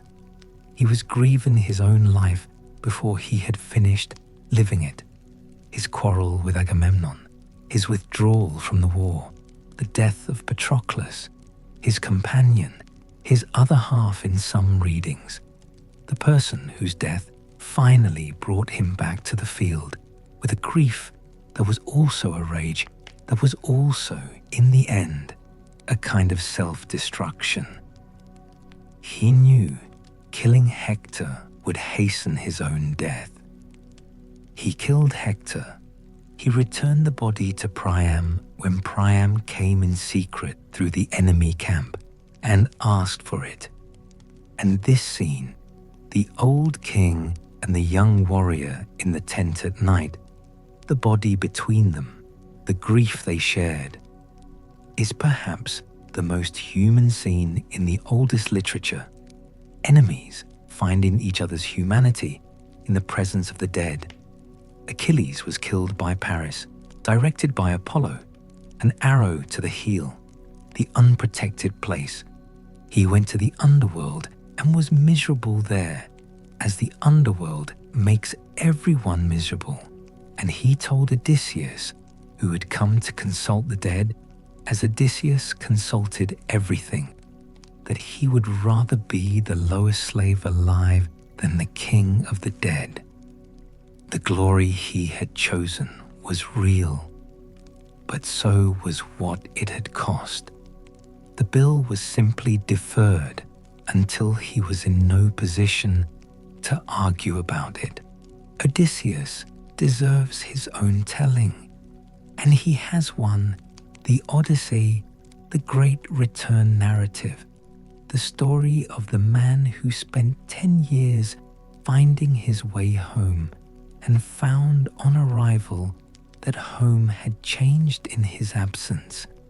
As everything changes, as returning is always a discovery that the place you are trying to return to exists now only in the return itself. I will say only this about Odysseus here. He was the one who found solutions the others couldn't find, because he was the one who was willing to think about things from the side rather than the front. This made him invaluable and made him, to many of the people in his own story, untrustworthy. The man who finds the clever solution is suspected of being the man who would use that cleverness against you. Not without reason. The war at Troy was the great confluence, the place where the individual stories of heroes and gods and mortals converged into something that felt, while it was happening, like the world's central event. And it was, in mythological terms, exactly that. A contest convened by the gods, sparked by an argument between goddesses, used by Zeus as a mechanism for reducing the human population that had grown too heavy for the earth to carry. This is in the background of the tradition and deserves to be said explicitly. The Trojan War was, from the divine perspective, a managed catastrophe, a culling. The gods had their favorites and their enemies among the mortals, and the mortals died for it, but the dying itself was the point. The war was the instrument of a decision made at a level the heroes fighting it could not perceive. Eris, discord through the apple. For the fairest. 3 goddesses reached for it: Hera, Athena, Aphrodite. The judgment was given to Paris, Prince of Troy, who was selected not by his wisdom, but by his beauty, which is the kind of selection process that produces exactly the judgment it produced. Paris chose Aphrodite, who had offered him the most beautiful mortal woman. The most beautiful mortal woman was Helen. Helen was already married. Paris went to Sparta as a guest and returned to Troy with the wife of his host, which is the most fundamental violation of Xenia, the guest friendship, in the entire tradition. Menelaus wanted his wife back. Menelaus's brother Agamemnon saw the political utility of wanting the same thing. The Greeks assembled. The fleet gathered at Aulis, where the winds would not blow. Agamemnon sacrificed Iphigenia, his daughter, for the wind that would carry the ships to Troy. Clytemnestra, Iphigenia's mother and Agamemnon's wife, did not forgive this. She would never forgive it. She is another figure who is usually cast as obstacle or villain, but whose grief, if you turn the story around and look from her side, is the center of a different and entirely legitimate story. 10 years.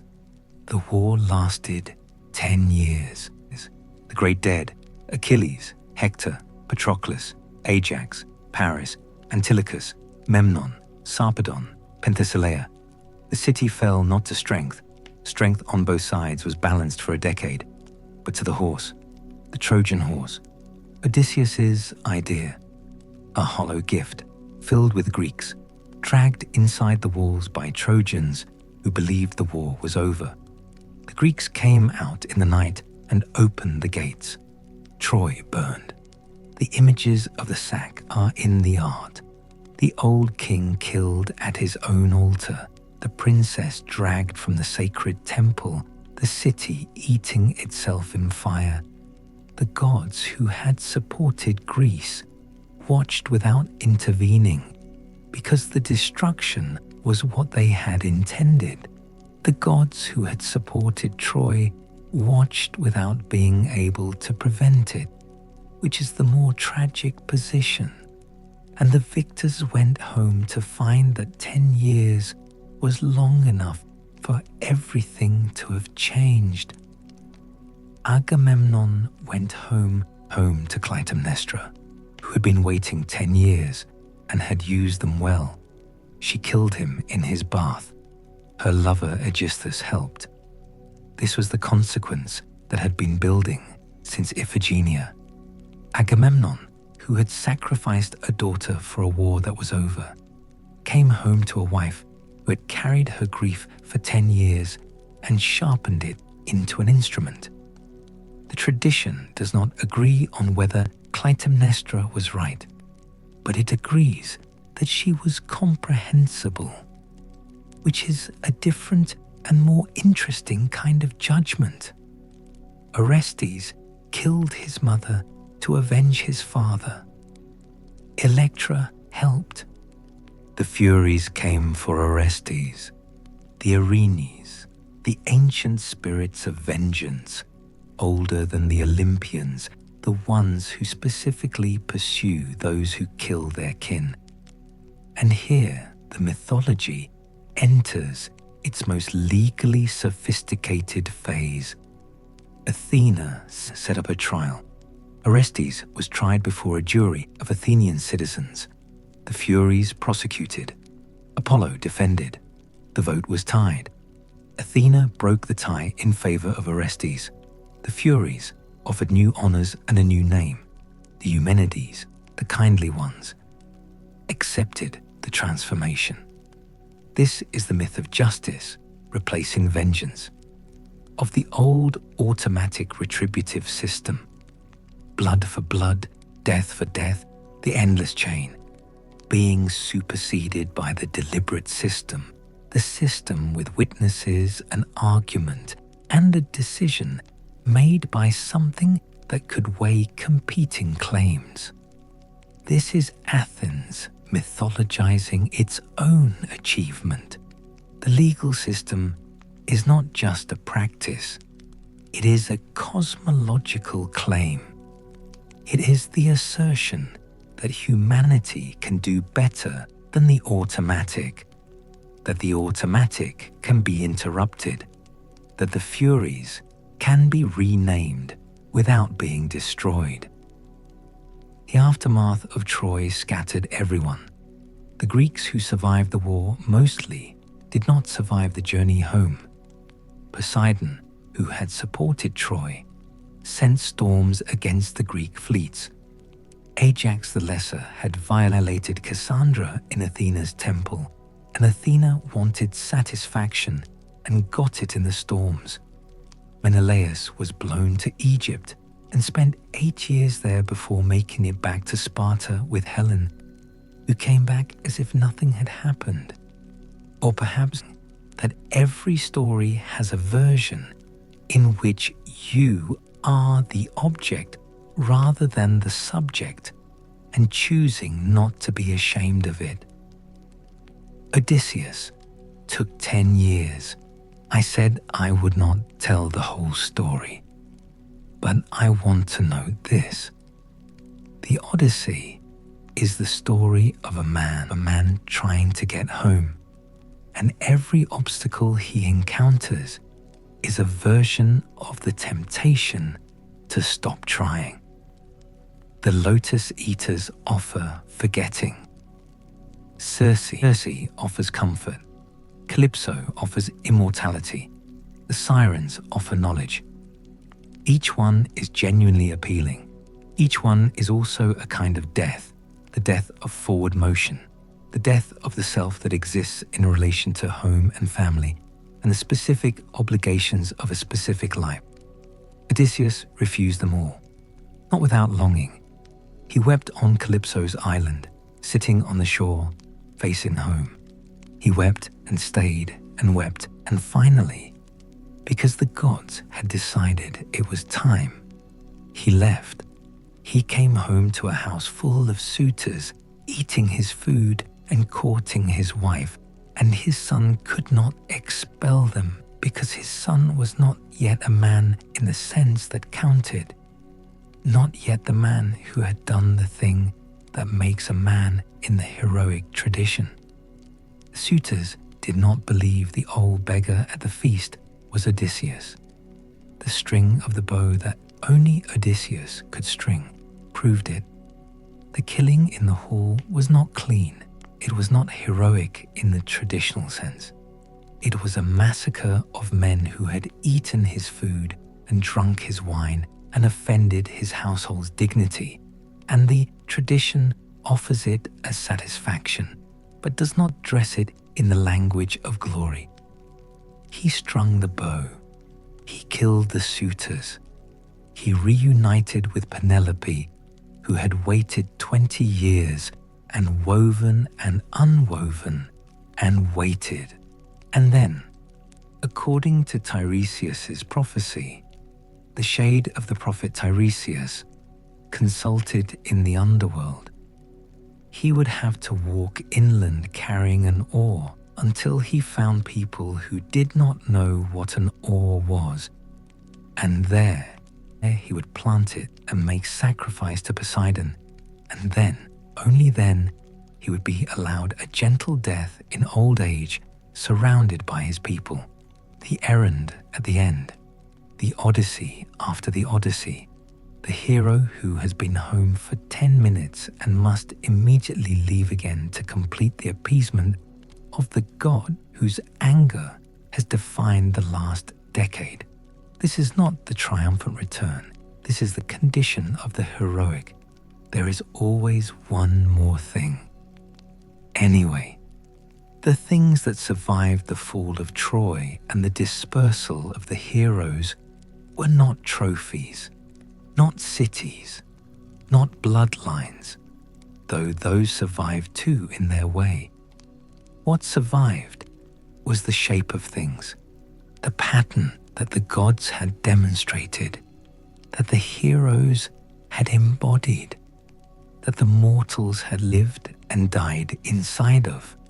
The pattern itself was still there, written not in the rock or the sky, but in the structure of the world, in the fact that power is inherited and the inheritance is always double-edged, in the fact that love and death are neighbors, in the fact that the one who gives the most pays the most. Prometheus knew this. Achilles knew this. Clytemnestra knew this. The knowledge did not spare them. It just made them comprehensible. Cada, fate, Moira.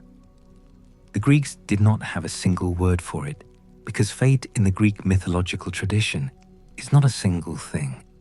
It is a relationship between what is determined and what is chosen, and the relationship is the interesting part.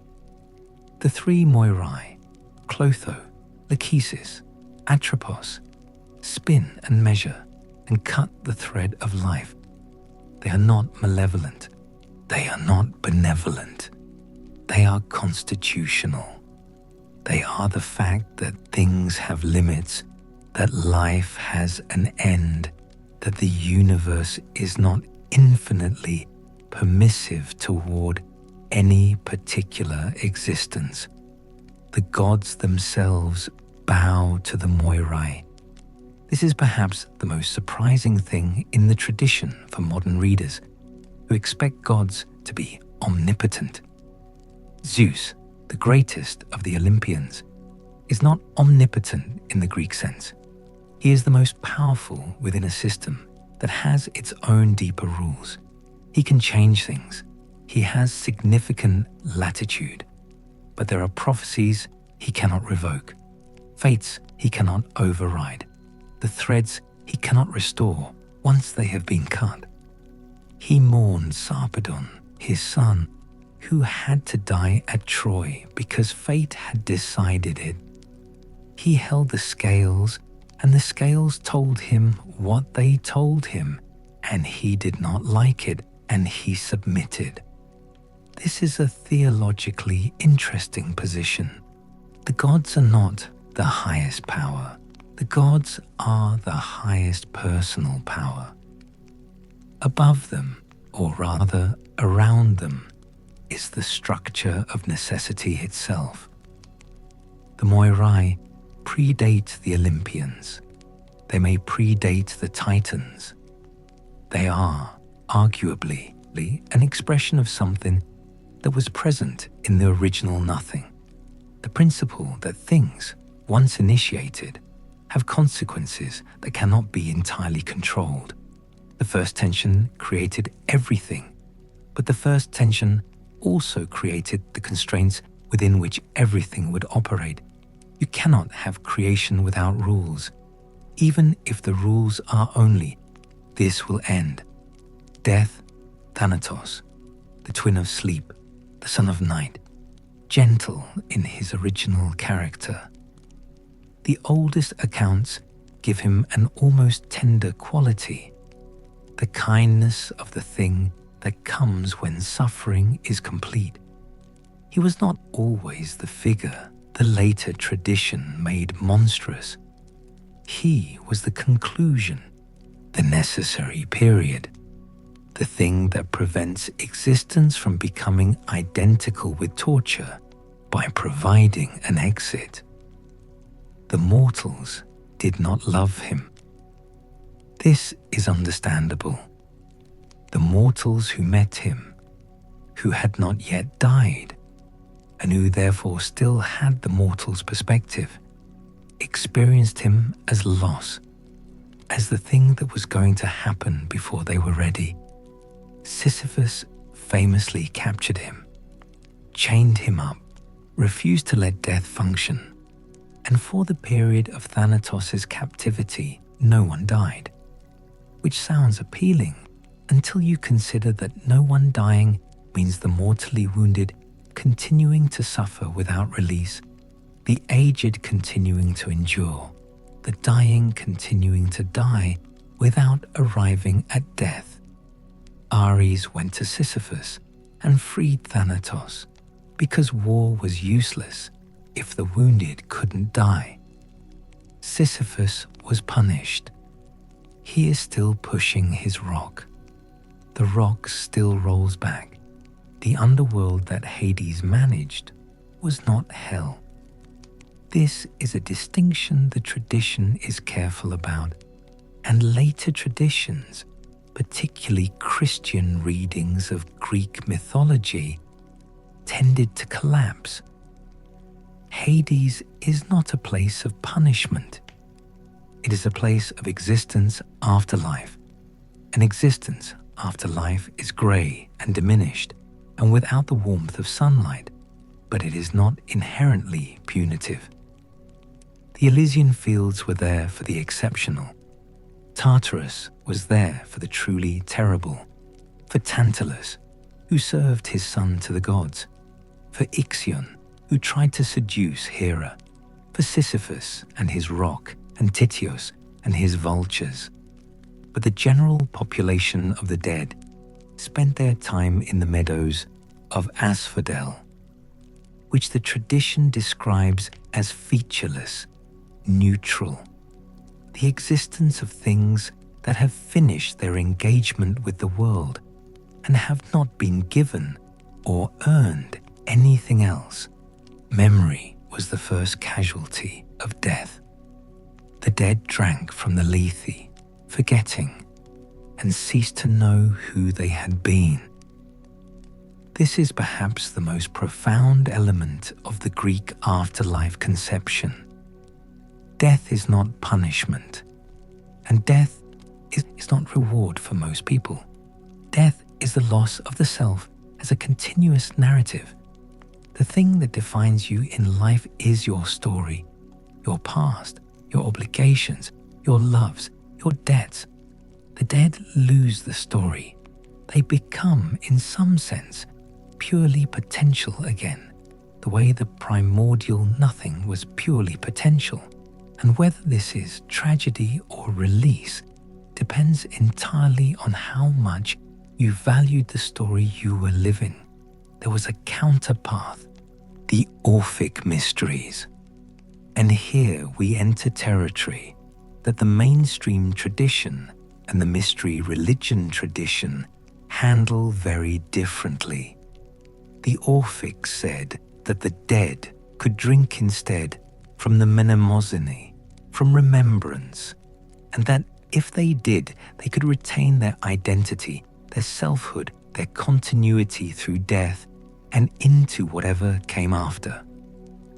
The Orphic initiates were given tablets with instructions found in their graves. Drink from the spring on the left, that's Lethe. Tell them you are thirsty, and they will offer you more.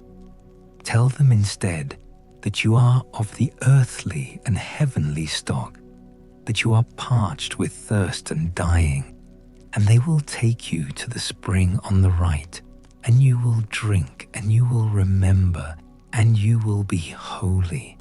This is religion doing what religion does, offering an alternative to the default, offering the initiated a different ending than the uninitiated face. And what the Orphic mysteries were promising, specifically, was not paradise, but memory, not reward, but continuity. The self survives, the story continues. This is a profound comfort. This is also a profound claim. Tradition is not sure whether to endorse it. The Orphic tablets sit in museums now, small gold leaves with instructions for the dead, waiting for the conversation they were intended to start. Orpheus himself, the singer, the son of Apollo by some accounts, the one whose music could move stones and trees, and even the dead. Orpheus tried to bring his wife Eurydice back from death. He went down to the underworld with his lyre, and he played, and Hades listened, and Persephone listened, and the dead gathered to hear the music of a living man who had come to grieve his wife back into the world. And even Tantalus stopped straining for the water. Even Sisyphus sat down on his rock. Even the Furies wept, and the Furies are not given to weeping. Hades agreed. Persephone agreed. Eurydice would be returned. On one condition, Orpheus would walk ahead, and Eurydice would follow, and he must not look back until they had both reached the upper world. He looked back. He was almost there. Almost. And he looked. She went back. The tradition is not sure whether he looked because he doubted, or because he needed to see, or because he could not resist the proof of her presence, or because love at a certain pitch becomes unbearable as an abstraction and requires the concrete confirmation that the beloved is real. He looked. She dissolved. Some say he was killed afterward by the Maenads, torn apart for refusing to honor Dionysus or for refusing to continue loving anything after Eurydice. Some say he wandered and sang, and the songs were the best songs anyone had ever heard, and he could not stop hearing them himself, could not stop being the music even after the music had cost him everything. His head, severed and thrown into the river, continued to sing as it floated to the sea. This image, the severed head singing, the art goes on after the artist is gone. The song continues after the singer is dismembered. This is either the most beautiful thing or the most terrible thing in the mythology, and it may be both. It may be the same thing, approached from different angles. There is something about this period, the late heroic age, the aftermath of Troy, the scattered returns, that feels different from the age before it. There is something that feels like it has been used up, like the world, with all this story in it, had spent something it cannot replace. The scholars who study the mythology talk about a transition from the mythological to the historical, from the time of heroes to the time of ordinary humans, and they locate it roughly at the end of the Trojan War. After Troy, no more heroes, in the sense that the tradition had used that word. After Troy, the divine and the mortal worlds began to separate more completely, the gods withdrawing to Olympus with more finality, the gap between the human and the divine becoming less permeable. The heroes had been the bridge. Mixed blood, literally, divine fathers and mortal mothers, or divine mothers and mortal fathers. They were the experiment of coexistence, and the experiment had produced magnificent things and terrible things, and had ended in the conflagration at Troy and the long dispersal after. The experiment was over. The gods returned to their heights. The mortals returned to their villages. The world became more ordinary, which is to say, more human. This is what Hesiod was lamenting when he described the age of iron. Not nostalgia for a golden age that may never have entirely existed. Grief for the heroes who had been the mediators, who had kept the divine and the human in conversation, who had made the mythology living by living in it. Without the heroes, the divine becomes theology. The living story becomes scripture.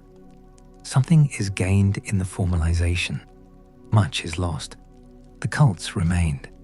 Heracles was worshipped at his shrines. Achilles was venerated at tumuli near Troy and on the Isle of Luke in the Black Sea. The heroes who had died and not ascended still received honor, still received offerings, still had power over the places they had been associated with and the people who descended from them or claimed to. This is what it means to be a hero in the Greek sense. Not simply a person of exceptional courage, but someone whose exceptional nature survives death in a form that can affect the living. The hero's grave was a power spot. The hero's bones, if you could find them, were a national treasure. Cities competed for the possession of hero remains, the way later cities would compete for the possession of saints' relics. The same instinct, the same understanding that some lives, by virtue of their extremity, leave a mark on the material world that outlasts the life itself. Memory and time, Mnemosyne and Cronus. Not Cronus the Titan, but Cronus the abstract principle of time, the two often confused, and perhaps meaningfully confused. Memory is what makes time habitable. Without memory, time is just entropy, just the undifferentiated movement from order to disorder that the physicists describe. With memory, time is narrative.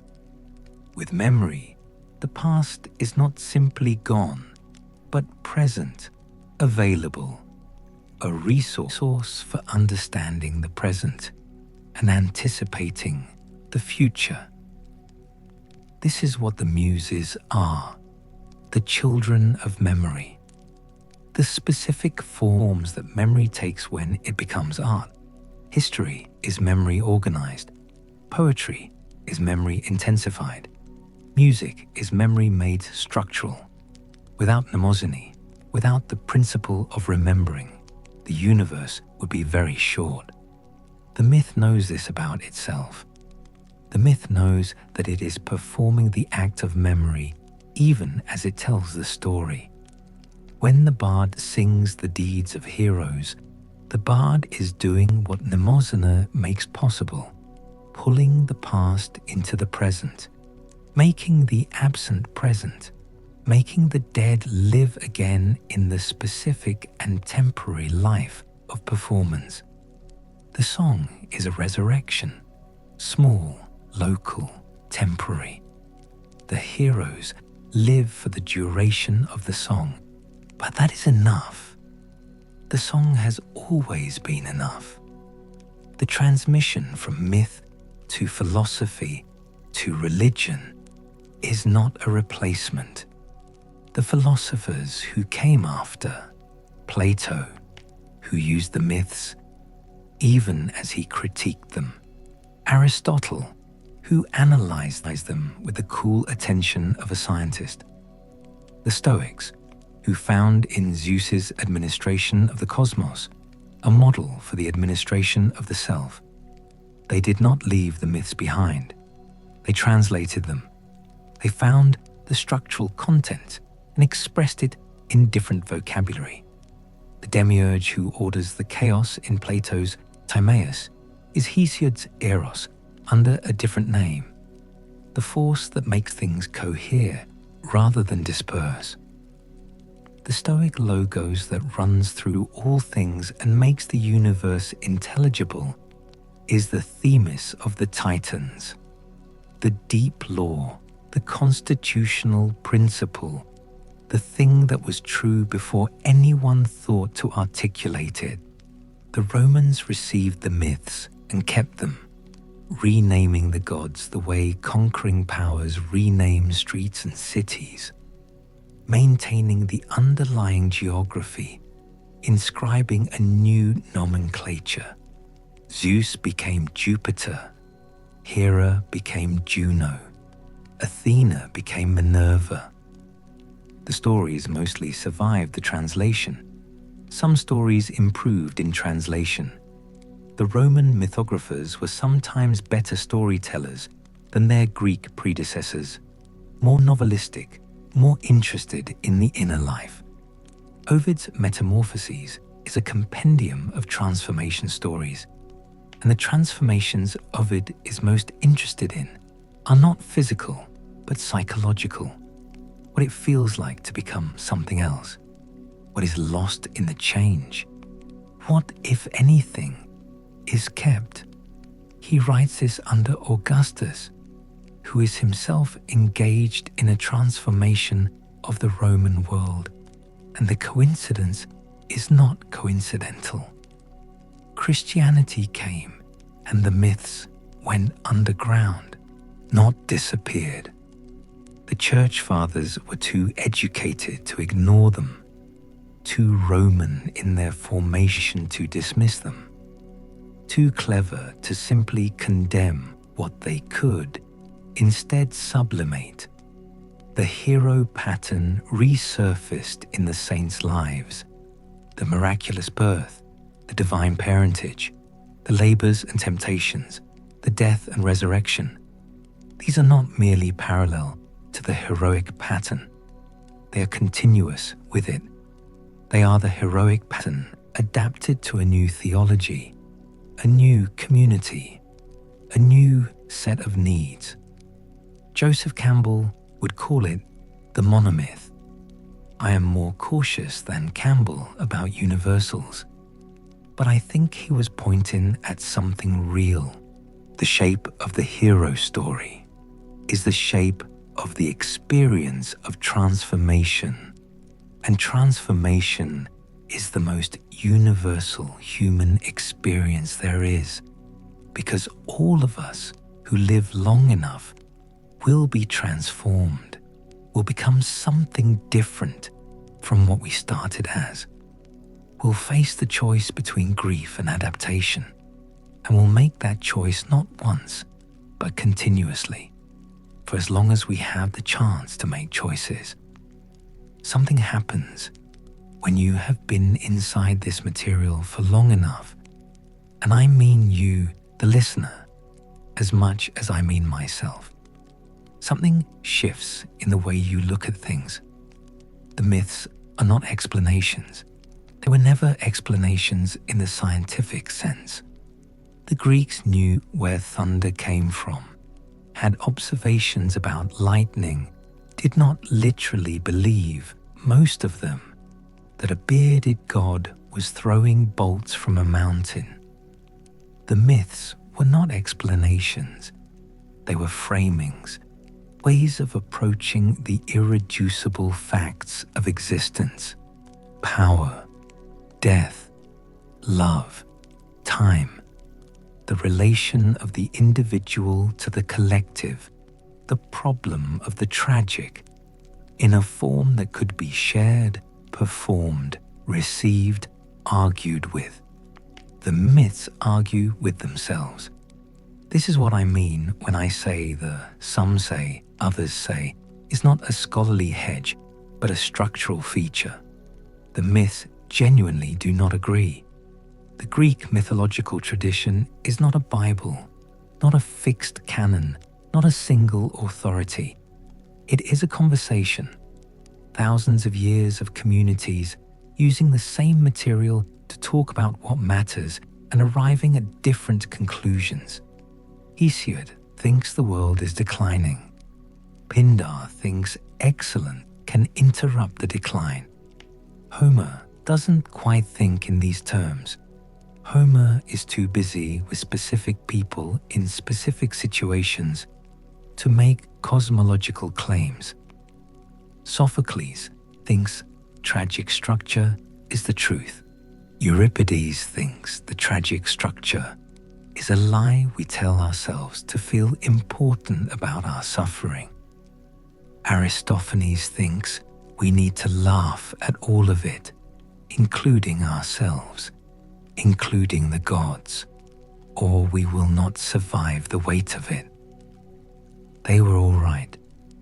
They were all right in the same way that all the framings of the irreducible facts are right, partially, provisionally, for the community that needed that particular framing at that particular moment. The myths do not add up to a doctrine. They add up to a conversation. The conversation is still going. This is the thing about the primordial gods, about the deep structure, about the principle before person level of the mythology. It doesn't date. The specific stories date in the sense that they were produced by specific communities with specific needs, but the underlying structure, the assertion that the world is dynamic, that power is always in transition, that creation requires loss, that the great love and the great grief are often the same event approached from different directions. This structure is still operative. You can see it in every narrative tradition that followed the Greek. You can see it in the detective novel and the superhero franchise and the political epic and the family drama. The hero with exceptional capacity and a fatal limitation. The prophecy that cannot be avoided and can only be understood after the fact. The war that is really a way of managing forces too large to manage directly. The God who loves and destroys the thing he loves.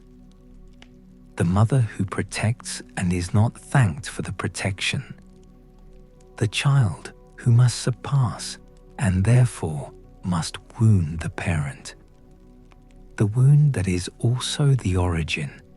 There is a word in Portuguese, saudade, that means something like the longing for something you have lost or perhaps never had, the ache of the absent. The Greeks did not have this word, but they had the experience, and they gave it to Achilles weeping on the shore, to Orpheus walking up from the underworld, to Demeter wandering the earth in winter. The ache of the absent is the ache of time itself, which is always taking things away and sometimes returning them, and more often not. The myths are full of returns. Persephone returns, Odysseus returns, Heracles ascends, and is, in some sense, returned to his divine nature, and the returns are never quite complete. Something was lost in the interval. Something is different. The return is a new beginning that contains the scar of the separation. The primordial gods are still there. The depth and the surge, whatever you want to call them, whatever names the tradition puts on the structures of existence, are still the ground conditions. Night is still night. The void is still the void. These are not metaphors, or they are metaphors, but they are metaphors for things that are actually there, the conditions that had to exist before any of this was possible, the silence before the word, the dark before the light, the nothing before the everything. When you are awake at 3 a.m, and the house is quiet and the night is complete, and you feel, in a way you cannot quite articulate, that the present moment is very thin and something much older is pressing against the other side of it. That is the primordial stuff doing what it has always done, pressing, reminding, refusing to go away, just because the day gods came along and made the world more organized.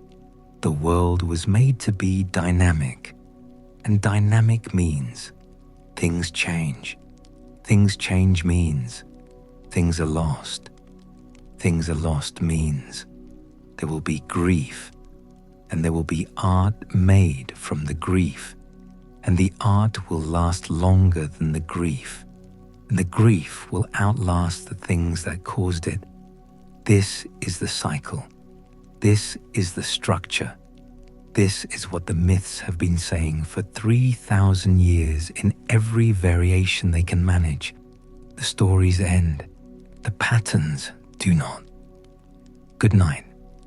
Wherever you are, the warm chair, the dark car, the shore of whatever sea you've been given. Good night. Take the old ones with you. They don't need much room. They've been traveling a long time.